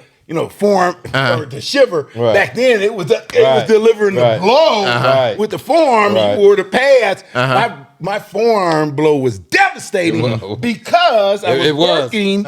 He broke in that somebody's face. cement finishing during the summer. So from 12 to literally even college, in college, I never did an internship. Right. My summer job from 12 to I graduated at 22. Was cement finishing and construction. So that's what helped me. I never did an internship. I didn't know what it. I heard people talk about internships. I never knew what it was. So from there, long story short, went into the Army. Did ROTC there. It wasn't sexy wearing a uniform at Kent State. 4 dead in Ohio. Right. From the shootings there in 70. So wearing that uniform on Tuesdays there when I had my ROTC class, you had to have a strong character. I didn't think that Because much people, about that too. Just people would flip the bird. May 4th, 1970. boy. That's something. So then I going, didn't think about that. going to class there, and it was great. But I really was never anything all that. I lettered my first 2 years, but my shoulders were literally mush, and that's why I went to Kent, because once Northwestern offered. And then I said, no, once they find out that I'm damaged goods, they're going to take away my scholarship. That's where that 1 year was. That was rapid. So I said, I got to go. Yep. So I literally, and Kent and Akron had never recruited me, but I doggone called them. And I doggone said, they said, well, because they have you rated. They know what level you're at. And they had never recruited me. He says, you'd come to Akron? You'd come to Kent? I said, yeah. And I chose Kent just because if I was in Akron, it was too close to too many friends. And I wouldn't, too many distractions. And I said, Kent's far enough away, even though it's only 30 minutes. That's like a new, you may as well be in different planet. Columbus. Yeah, exactly. So I doggone chose Kent. Great choice. They were so ecstatic. They had Jack Lambert call me. He called me from the Pro Bowl. Steeler great. Yep. And Jack Lambert, Hall of Fame Steeler linebacker, called me up. Said, Johnny Williams. I said, yep, this is Johnny Williams. This is Jack Lambert. I said, who the heck? Who the heck is this? Who's the man? I hung up on him. This is back in the day when you had the cord, long cord, you don't have cell phone. Right. He called me back. Hey, Bob Fellow, who was my linebacker coach, and nobody would know Bob Fellow, said that you just signed with Kent. They said they are so ecstatic to have you fall to them. And I said, yes, sir. I didn't tell anybody about my shoulder problem. That was personal. I didn't tell anybody. I mean, you just said you and I were co-captains together. You just said you never knew some of that because I kept that a secret because this was my only ticket. Right. This is my only ticket. My parents told us at 14. When I was 14, my brothers and sisters were, Gerald was 12, Kenny was 11, Pam was 10, that you guys better figure a way to, if you want to go to college, you better figure it out, because we're not paying. We can't afford to pay. All we can do is put food on the table. So I just knew that I kept it such a secret on how bad I was that I was never telling anybody how bad and how weak I was, because I couldn't lift not one time, not one rep of 225 pounds. My cousin Wayne, he was doggone pumping up, and Wayne weighed half of what I did. He was pumping out 225, and I stayed away from that bench because I was too injured to doggone say. But so I was damaged good. So long story short, I graduated Kent, took ROTC, 10-year Army career, great career, loved it. Met my wife in Germany, Charisse, and we've been married now 33 years. We moved around. I got out after 10 years with Pfizer, moved around, had a very good career. Moved from... You got out of the military after 10 years and went to Pfizer. Went out of the military after 10, went to Pfizer, and then was 27 years. So I only had two, literally. I worked for Army 10 years, got out as a captain. Wife was a captain. Got out, became a rep in Cincinnati for a pharmaceutical company, Pfizer, in 91. So graduated Kent in 81, 10-year career for Pfizer, got out in 91. 10-year career to military, then went into Pfizer. Yes. And from 91 to 2018.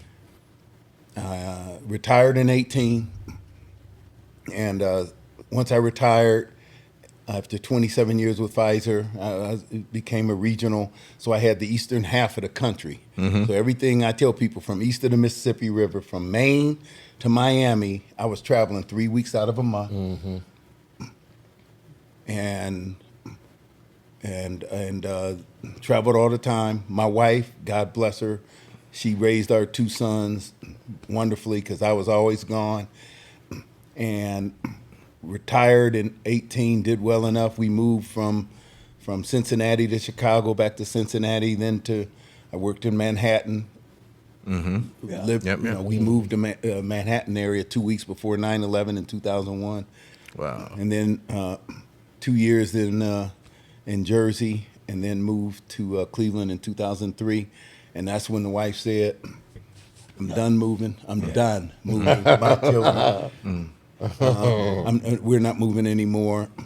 And even though she didn't like it in Cleveland at the time, she loves it now, but she didn't like it then. And She's from New York, right? She's from she grew up in Brooklyn. In Brooklyn. But she said, I'm done moving. And it was really because Trey had come back when we moved to... Trey is the oldest son. He's the oldest son.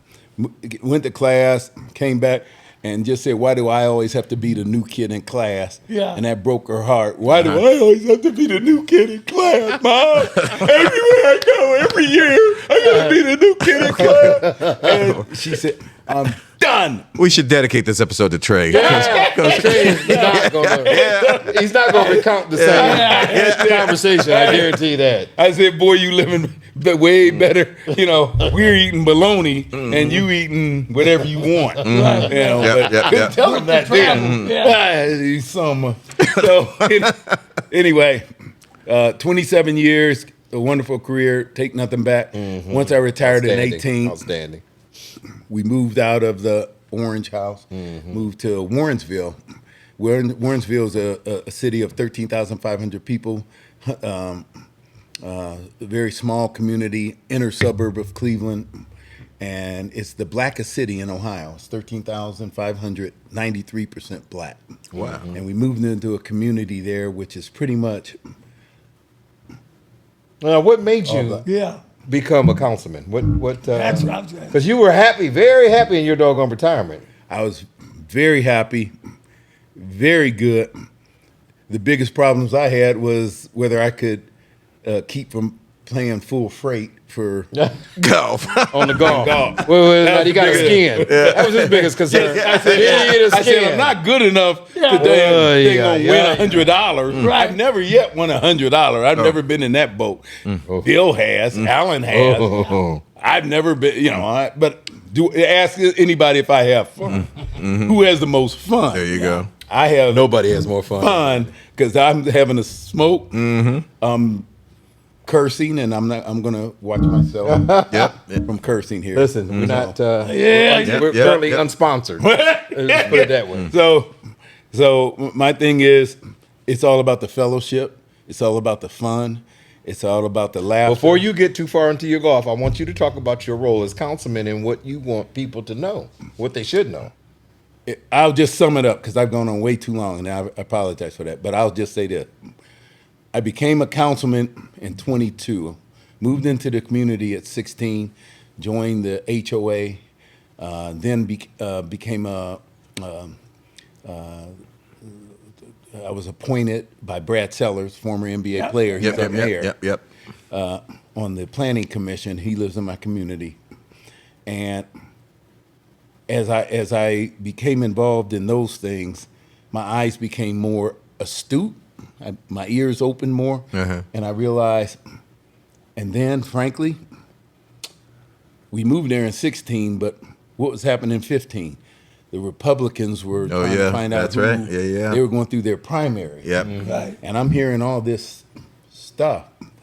And bottom line, my ears were open as to how the convict, Orange Jesus, was growing. Rising in the polls. And I realized I can't believe the Republicans are buying into this BS. They're buying hook, line, and sinker. You can say bullshit if you want to. Yeah. Well, wait till Jay takes the mic. Never mind. He'll show you how to. So, as these guys all know, I'm an opinionated, unapologetic, candid guy. And the best thing that I can ever do is shut my mouth and say nothing, but I'll never blow smoke up your ass, ever. Yep. So I realized then, and I'm way too passionate, and my heart beats too hard to doggone sit on my hands and just curse at my friends and do nothing. And I said, I got to do more than this. So once my predecessor moved on to become Chantel Brown's chief of staff, Chantel Brown's our congresswoman in Cleveland, District 11, does a wonderful job. When she moved on, that council seat opened, and several people approached me to say, "You're opinionated enough. I'm a news nerd. I'm a news nerd. I used to watch all three: Fox, CNN, MSNBC, and then I got sick and tired of being sick and tired, and I couldn't take it anymore, and it was unhealthy for me to watch Fox, and I just couldn't because I saw how they basically were just getting on their knees and Right. and I couldn't take it. I couldn't take it anymore. So I stopped. I couldn't take it anymore because it was unhealthy. And then CNN, who was trying to go through their rights and thing, and I couldn't take them. So I've really become more now of an MSNBC news nerd, and I watch specific shows, but I stay very astute on political issues, and so I became a councilman, and now I'm council president, voted by my peers, and I've been on now for 4 years. I'm running for election. The first time I was appointed by my soon-to-be colleagues. The first time, and I just realized, again, to know me is to either hate me, or love me. There is nobody, very few people who are gonna say, "Oh yeah, I know him. Yeah, He's okay. You're not gonna hear okay. You're gonna say. It's going to be left or right. So you're going to love me or hate me. But that's good, though. And that's But I think that's what we need more in politics, politics. right? Particularly local, on the local level. Absolutely. We got to have people to speak up that are honest. I'm going to say, hey, listen, I'm on board with it or not, but he ain't going to BS me. He ain't going to bullshit me about that. Because that's what you have too much. I'm going to say what you like for I can get elected or whatever. No, there's got to be a strong message to say, hey, listen, this is who I am, and this is what I can do. And if you like it, vote for me. And that's all I want to hear. Well, one of your first guests was Yeah. What's her name? Cindy something? no, Councilman Frank Stamps. No, Stam. Oh, yeah. Mr. Okay, Stam's son. Yeah. Mr. Stams was, I know. Yeah. He was a vice principal at Frank Stams. Yeah. And when he was on, I said, that's the guy who should be, he's in the right position. Yeah. And he's in store called Colorado Colorado Falls. Falls. Yep. And I just said, And he cares. I've never met him, Yep. but Oh, I great saw guy. him on your podcast, Yep. and I said, he's the right guy in the right position Yeah. because, first of all, he doesn't need it. Right. Yeah. And he's doing it for all the right reasons. Yeah. And let's be clear. I will never say I'm a politician. Right. What I am is a truth teller. Yeah. And sometimes that ruffles a few feathers. Yeah. But that's okay. But again, that's what we need. Yep.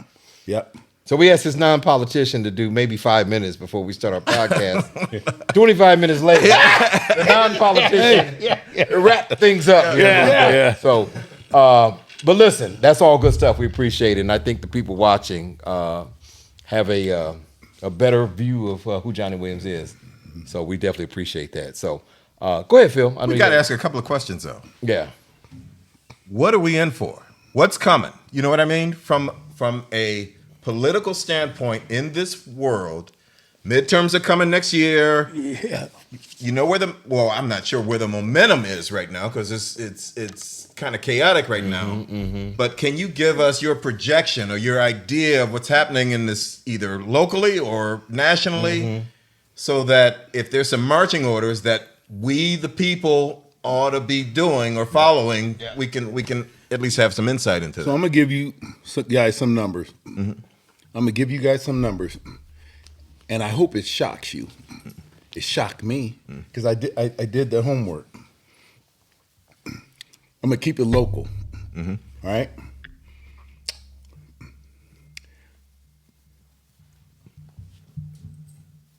The last presidential election, I thought, was our most important election because I think we could fall into an autocratic. Right.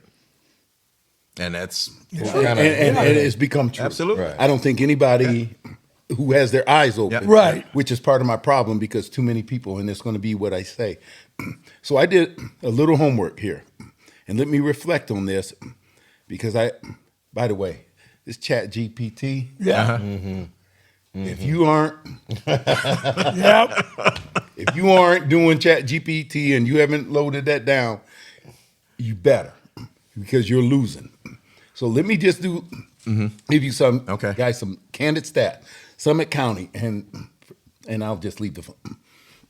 Summit County has 540,000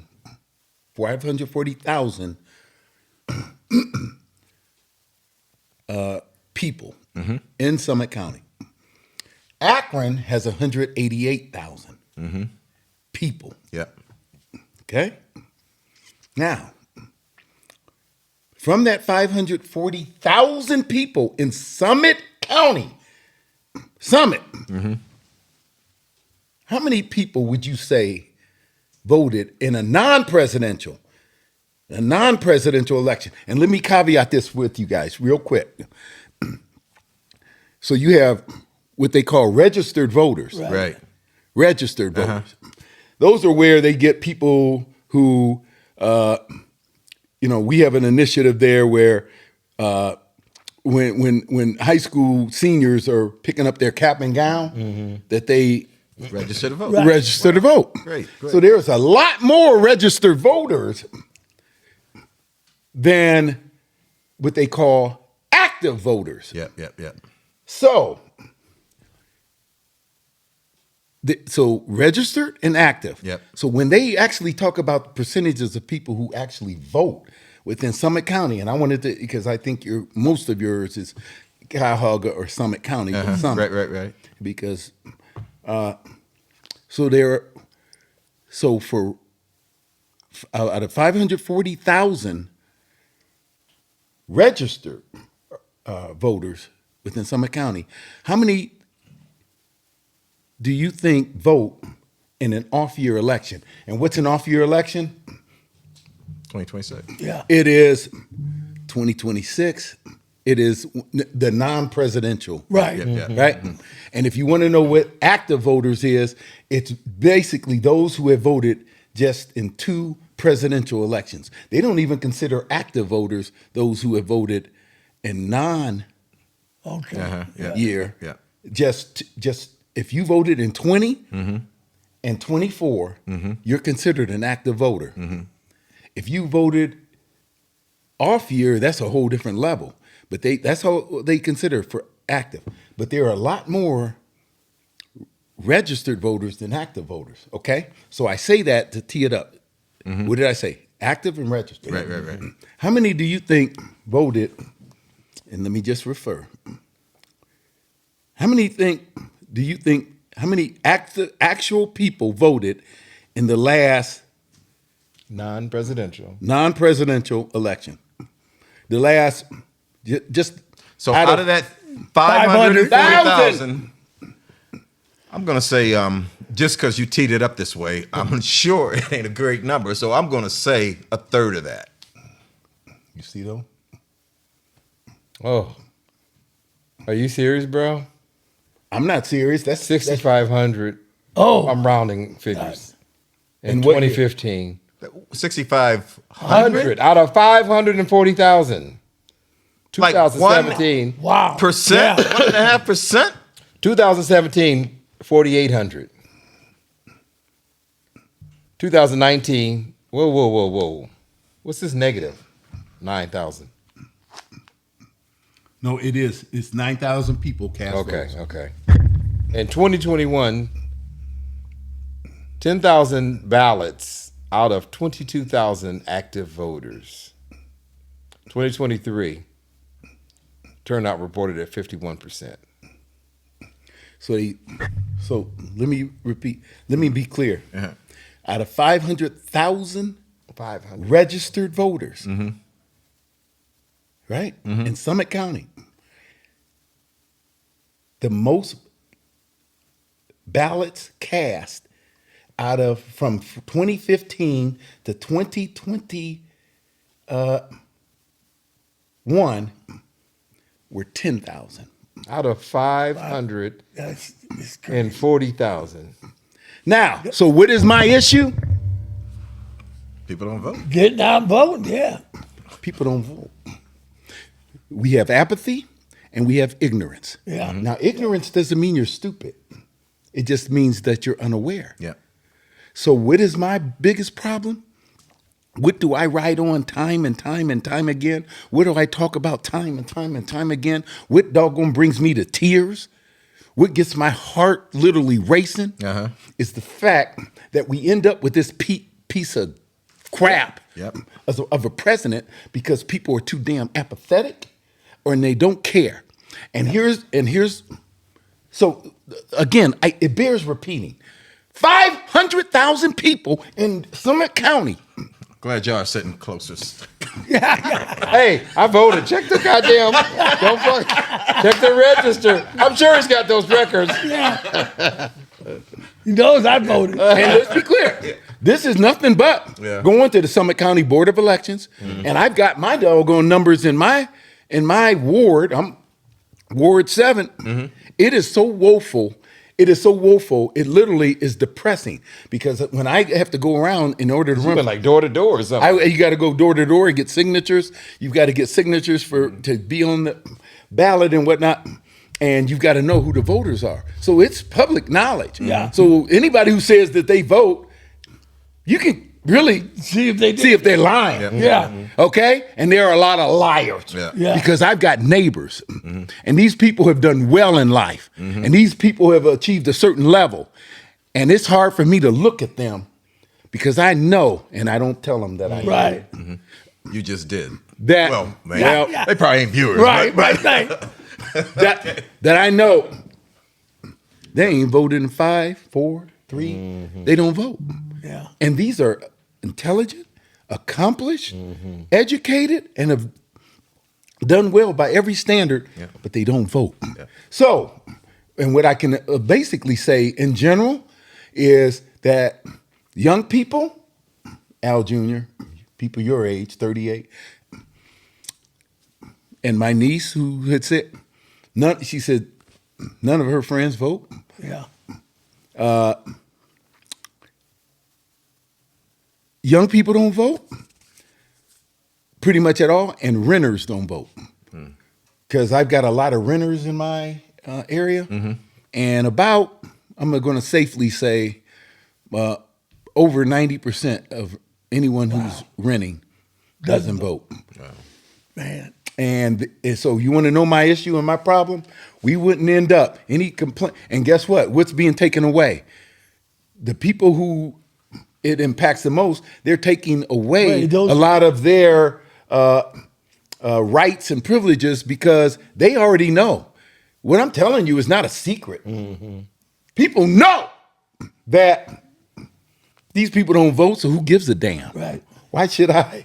Why I'm not looking for your vote. And the reason that he's risen to where he is, and the reason why Charlie Kirk was so important to them, because he was able to tap into younger people voting. Absolutely. Yep. Absolutely. Right? Right. Yep. Whereas nobody's been able to tap into the black Al community. Jr.'s Right. type of dynamic, Right. because they say, and their biggest, you know what their biggest thing is? You guys know I'm a referee. I do a high school game. They do the, if I'm at an all black school, 2 black schools, I'm going to, again, I'm going to lowball it. I'm going to say 70% of a basketball game of people in the stands, when they give the Pledge of the Star Spangled Banner. Spangled Banner, 70, I'm going to lowball it and say 70% don't even stand. So that's their, to heck with you. Right. I'd rather they Got vote. just go and vote. Yeah. Yeah. If you want to say the heck with them, go vote instead of sitting down. I ain't standing. We were just at the Walsh Hoban game. People in very close proximity. To us, weren't standing. didn't stand. Yep. But 99% of the people, and it was sold out. Best football game in the area for this year, Walsh Hoban. But a very select few, they sat down because, I whispered to you, I said, guarantee you they don't vote. Because they don't care. But see, what the Charlie Kirks of the world were able to do was they were able to energize and engage people. And so my biggest problem is people are not engaged and they're not aware. And because of their lack of engagement and lack of awareness, they don't vote. I guarantee you, if you just ask, who are your 2 state senators? Name them. Name one of them. You have a $100 bill. $100. I've done this at school meetings. I got $100. Name one of your 2 state senators and name your governor. And name your congresswoman. It's a woman. Can we go to commercial so I can go to Chat GPT? I still got that $100. Oh man. Yeah. Nobody's been able to name one of their 2 senators. Nobody's been able to name all 3. And these are governor, one of your 2 state senators, or your congresswoman, who, by the way, Chantel Brown lives in Warrensville. Oh. And they clueless. So that's kind of my problem. I'll shut up. Now I'll sit and listen to the rest because I love it. All right. But the point that you're making is an interesting point. It is. It really is. It's not comical by any stretch. Yeah. It's not. And people in power can have a legitimate argument saying, why should I do for this group? Because this group Does not, they're not want to fight for themselves. Right. Why should I fight for them? For them, right? Yeah. Right. Yeah. Right. Right. Well, listen, I understand. It's I don't get it. And I this don't is get on a micro level. Think about the macro, right? Yeah. So, And we could go into this forever, but politics is more local than national. The shit that Trump does, Trump gets away with because of shit that happens in municipalities, in Sure. cities, Yeah. and in local government. Right. And so, what's the thing we were talking about? Well, that's what his the, foot soldiers do. Yeah, They're out on But- missions to oversee So these Trump has small nothing to do. elections. We were talking about and to gerrymandering. support- We were talking Right. about Right. Ohio gerrymandering. Yeah. Texas. Texas, yep. Trump has nothing. Missouri, yeah. Not overtly, but from Trump's perspective, he has nothing to do with what's going on. Correct. He's cheerleading it. Right. He's thrilled to death with it. No, he might- mandated it. No, he might have. I don't know that. Told him to do it. Did he Yes, overtly tell him to do it? Yes, Oh, he okay, told good. Okay. he told Texas, I want 5X. Remember I want right, 11,780 Yeah, votes in Atlanta. Okay. Remember that? Yeah, yep. Now he just told Greg Abbott, Uh-huh. hey, Right. I want 5 congressional seats in Texas. Gerrymander it, Yeah. and they did it. And guess who just did it again? And it was just approved. Is Missouri. So Yeah. now instead of having already a supermajority of 6 of 8 Congress 7 seats, of- yeah. now they're going to get 7 of 8. Yeah. And that's why But isn't that why Gavin Newsom and them Amelia say- Sykes, hey, for those of you who don't know, Amelia Sykes is your district representative. She's your congresswoman. She has all of Summit County. She has all or part of Portage and part of Stark. But they are looking now in Ohio to gerrymander her out of here.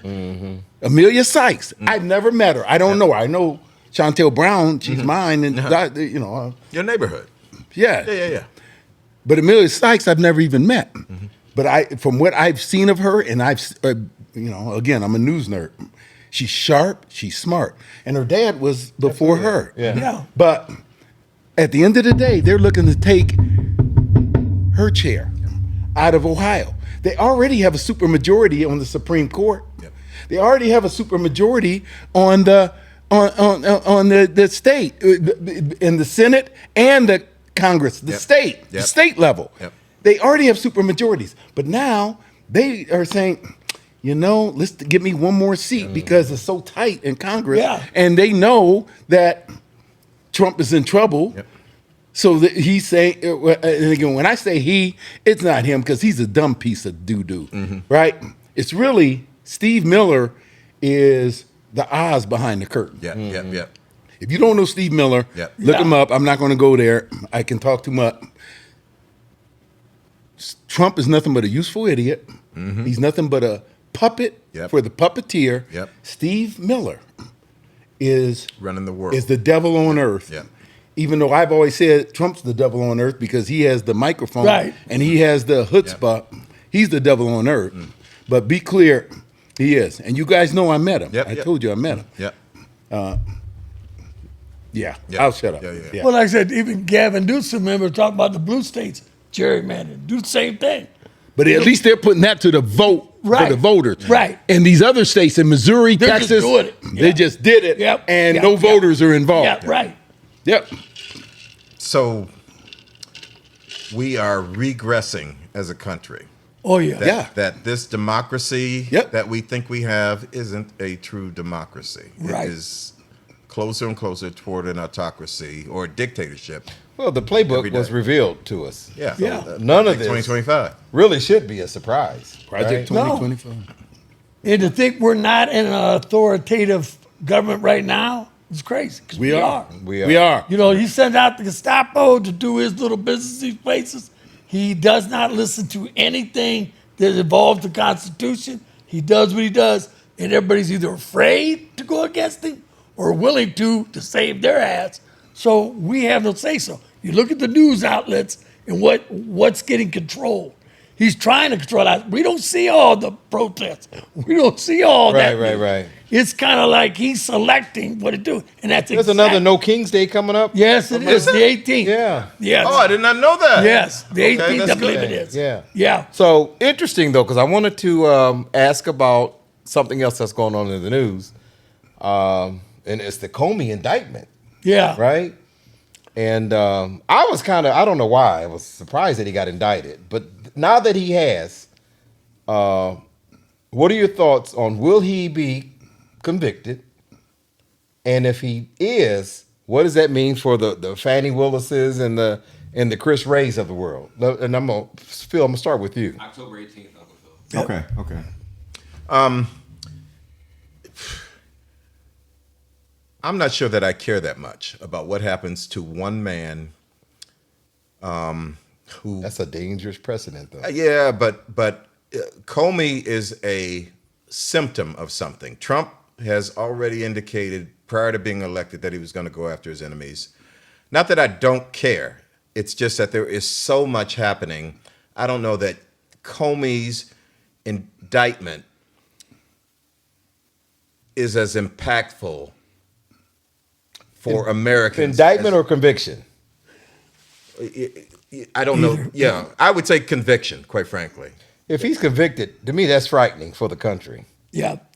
That someone could just, I out don't. of sheer dislike Right. and But retribution. Well, okay, let's say then you got to say it is a unfair conviction. Okay, Right. Right. Assuming that, correct. Okay, That's a good point. all right. That's a good point. So I don't know how to describe it. Comey, first of all, Trump's president because of Comey. So let's be clear on that. All right, when he did that shit with Hillary. Yeah. That tanked Hillary as close as it was probably going to be anyway. Yeah. That tipped the scales really did. with regard to that. Comey's no American hero. He's no great former director of the FBI or anything like that. Right. He is a political enemy of Trump, and so the thing that represents on that level, and I guess that would be a macro level, is that you don't want to be Trump's enemy because he's going to put you in jail. If you're an important individual in this country and you oppose this president, you are subject to indictment, prosecution, conviction, I don't know, jail, whatever the case may be. So that's where we are with this guy. Go ahead. yeah, no. What my thinking is though is he took the person who was going to prosecute him was his hand-picked person in that position. Chris Ray? And he fires him. Yeah. Because he won't prosecute because there just isn't enough evidence. That wasn't Chris Ray. That was the Eric Yeah. Eastern District Right. prosecutor. Prosecutor said, we don't have enough. And he was a MAGA Trump. He was a mega guy, But- appointed by Trump. Not MAGA enough. Yeah, right. So, right. Exactly right. So he gets 'Cause he rid of said- him and brings in his woman personal attorney who has no business and no knowledge of prosecuting. No experience. That stuff, and says, go get him. Because he wants to prove a point, what I wish the mega people or so-called Republicans would realize is, if you don't do his big, there's no Republican Democrat. This is a dictator telling you what to do, and that's it. And if you're loyal, you stay. If not, you're gone. I don't care who you are. It doesn't matter. He just wants things done his way. The Cash Patels, all these people don't deserve any of these spots they're in. Don't do anything, but they will fight for Trump and they'll stay on Trump's side. So he's allowed to keep him because he holds the legislative branches. And so the value of this, the immediate value is it distracts from the Epstein thing. There you go. That's exactly right. So our leadership in this country today picks sides. They don't pick based on right or wrong. At least MAGA doesn't. They pick on who's going to win. The Hunger Games. It's like, this is about survival. Yeah. Right? And so, but whoever put this guy in office. And so everything that America says that they want to be about, he is not that. Right. And they are drinking this Kool-Aid because they have been able to present an enemy. And this is the Lyndon Johnson thing, you know, make a white man feel like he's better than a nigga, and he'll give you anything that you want, or something like that. But those idiots, that 30% that is MAGA, and I'm talking about the stupid MAGA, that is, I think, the flaw in democracy, because anybody that can control that group can have a great shot at controlling the country. And then everybody else, the Ted Cruzes, the Pam Bondis, the Cash Patels, all these guys, all their thinking is, which way is the wind blowing? Right, What is this right. guy that employs me want? What does he want me to do? It's not about right or wrong. It's about what does this guy want me to do, and I'm doing it. And too many people, there are too many people in this country that subscribe to that, and Thank you. It feels unbeatable at times. It does. And I remember when Obama was elected, I said to myself, that's it for Republicans are done. Because there is a growing minority population in the country. These ideas about democracy have never been clear as far as this is concerned. Republicans are anti-LGBTQ, Right. they are Yeah. anti-Muslim, they are Right. anti, all this other Immigrant, shit. the You know whole- what I mean? yeah. That population that believes in all that shit is shrinking. So there's no way in a vote that they could ever exceed what, quite Right. frankly, a competent Democratic candidate would be able to do. But they figured out a formula. Well, actually, they figured out something that we didn't figure out, which is white America is not giving up this country. And that's what they think is at stake there. Trump represents privilege. No, Trump he doesn't represent privilege. He represents that white guy who ain't shit. He ain't educated. He is no better than anybody else. No worse, no better than anybody else. But he feels like whatever it is that he has in this world is either going to disappear or it's because of these brown skin and black skin people taking what he's got. And you don't tie privilege into that? I don't get, when you say privilege, I'm thinking elite. Superiority, Power. power, all that to me is part of privilege. Yeah. I'm sorry. When you said, Who do you think you are? Who No, do you no. think you're talking I'm to? thinking the privileged class is what you're No, talking no, about. no, no, Okay, that's what I thought you were. No. The bottom line. You remember Chris Rock famously said on stage, Oh yeah, white people wouldn't "With trade a white places with man me, out here and I'm trade rich. places with me, and I'm rich." Right? But that's the truth. Did you guys? This was a segment. Remember Colin Kaepernick? Yeah. Yeah. This was the Colin Kaepernick era, and 60 Minutes had an episode.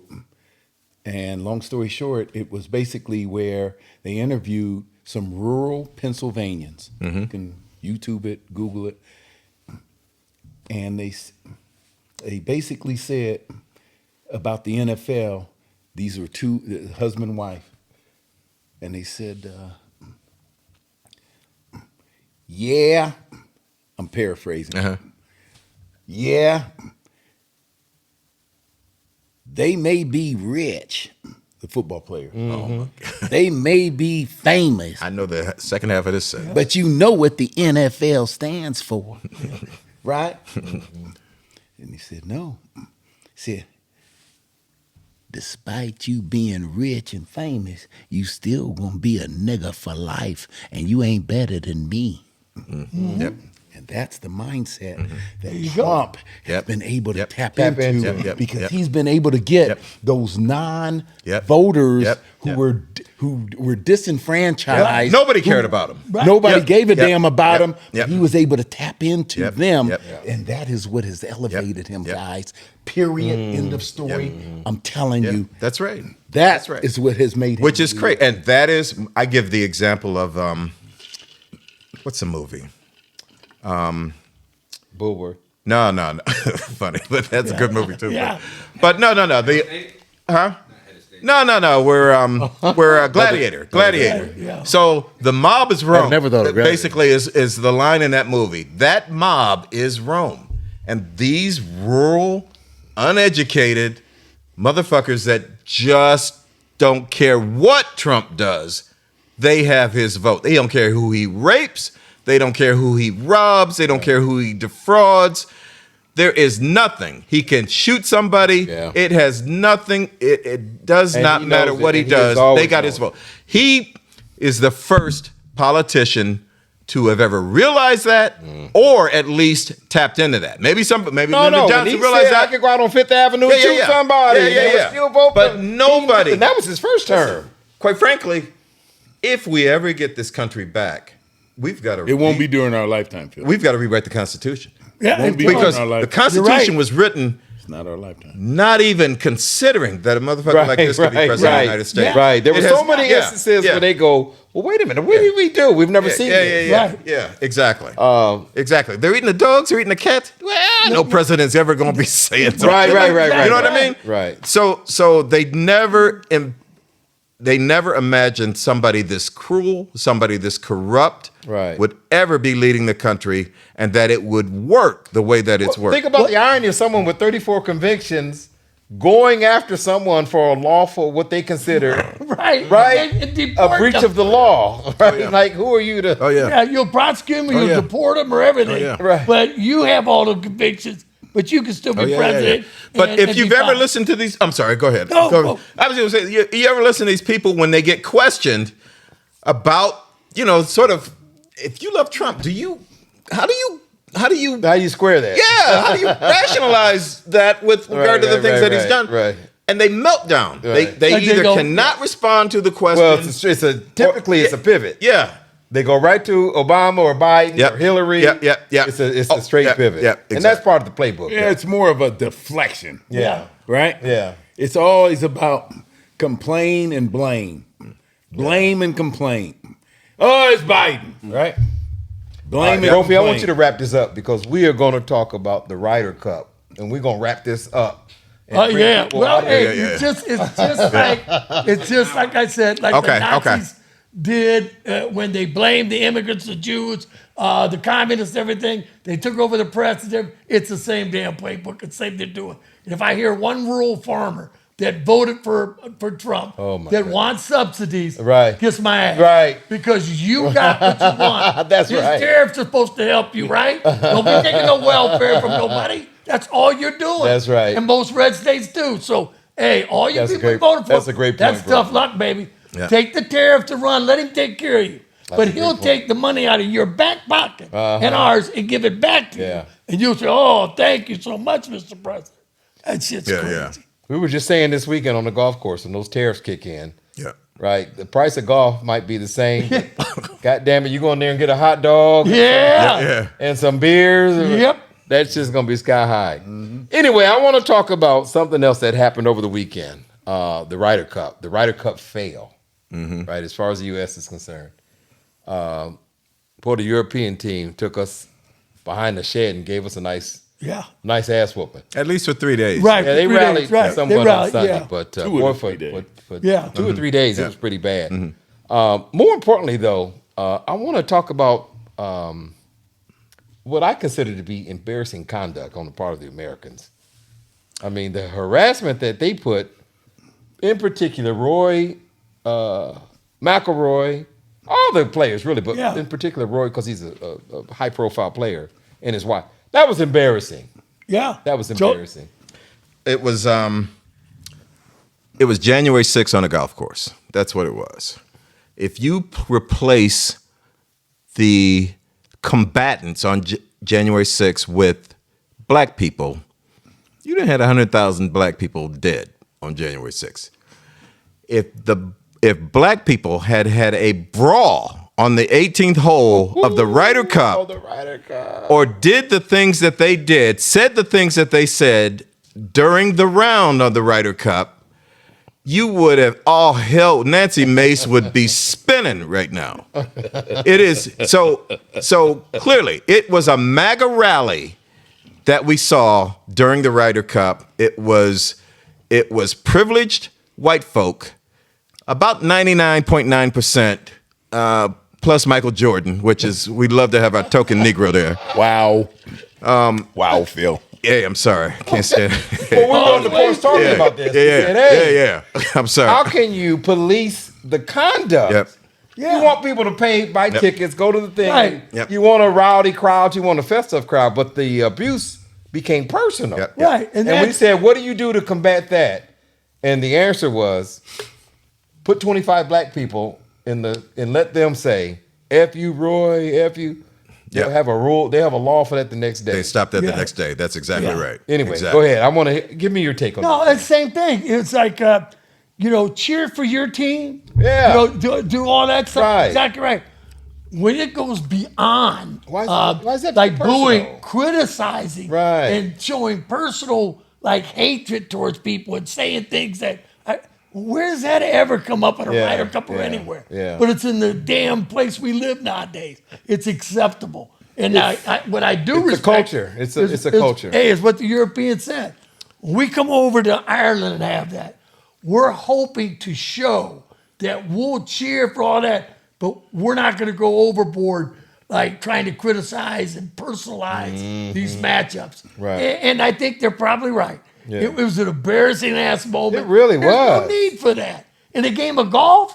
Come on, man, that's crazy. I mean, America was on display. Yeah. Right? This was an event that the whole world watches Right. because of the different countries represented. And we acted like assholes, man. Well, it was a great, fun competition. Embarrassing. Let me tell It you. always was. I love the Cleveland Browns. But No, if- you really don't. Well, okay. Yeah, Let's come put it this. on. Okay, If all you're right. speaking truth, All right. no. No. Let me put it this way. You do. You do. I do. Whoa, You whoa, I do. Hey, He does. no. That's not true. He likes them. I do. He likes. Oh no! Listen, hey, I had to leave them. It isn't a your lack of own- love. All right, it's my wife having sex with the milkman. I am sick of that. I can't take it anymore, so I can't watch it. All right, that's what it is. It's hard to push back. Okay. All right, but let me tell you, if Kevin Stefanski comes out of that tunnel and does this shit to Donald Trump, smiling, fuck the Browns. Yeah. All right?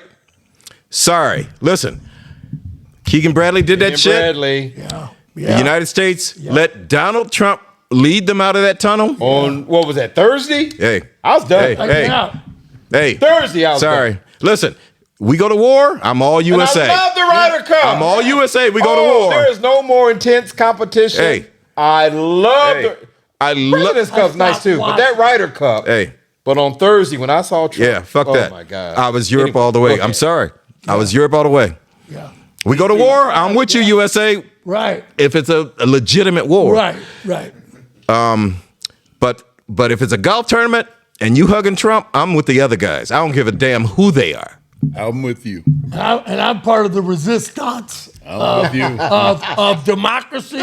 Good old USA, where my dad, uncles on fought World War II Right. to prevent this kind of action. Thank you, Yep. Jay. This Nazism. We all of our ancestors fought for this. Yeah. And now we're going to accept yep, it? yep.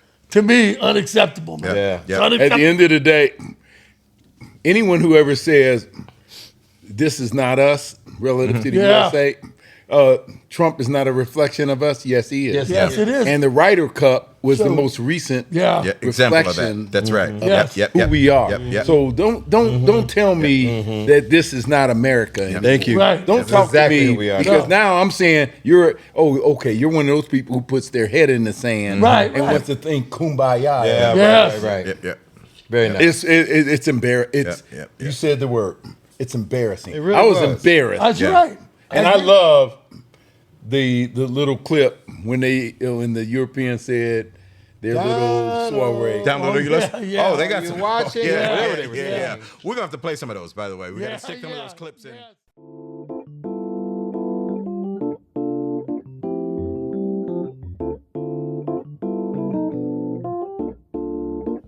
Yeah, I've been there, you know I run that, and you ain't from there, so you can't come back. I've been there, you know I run that, and you ain't from there, so you can't come back.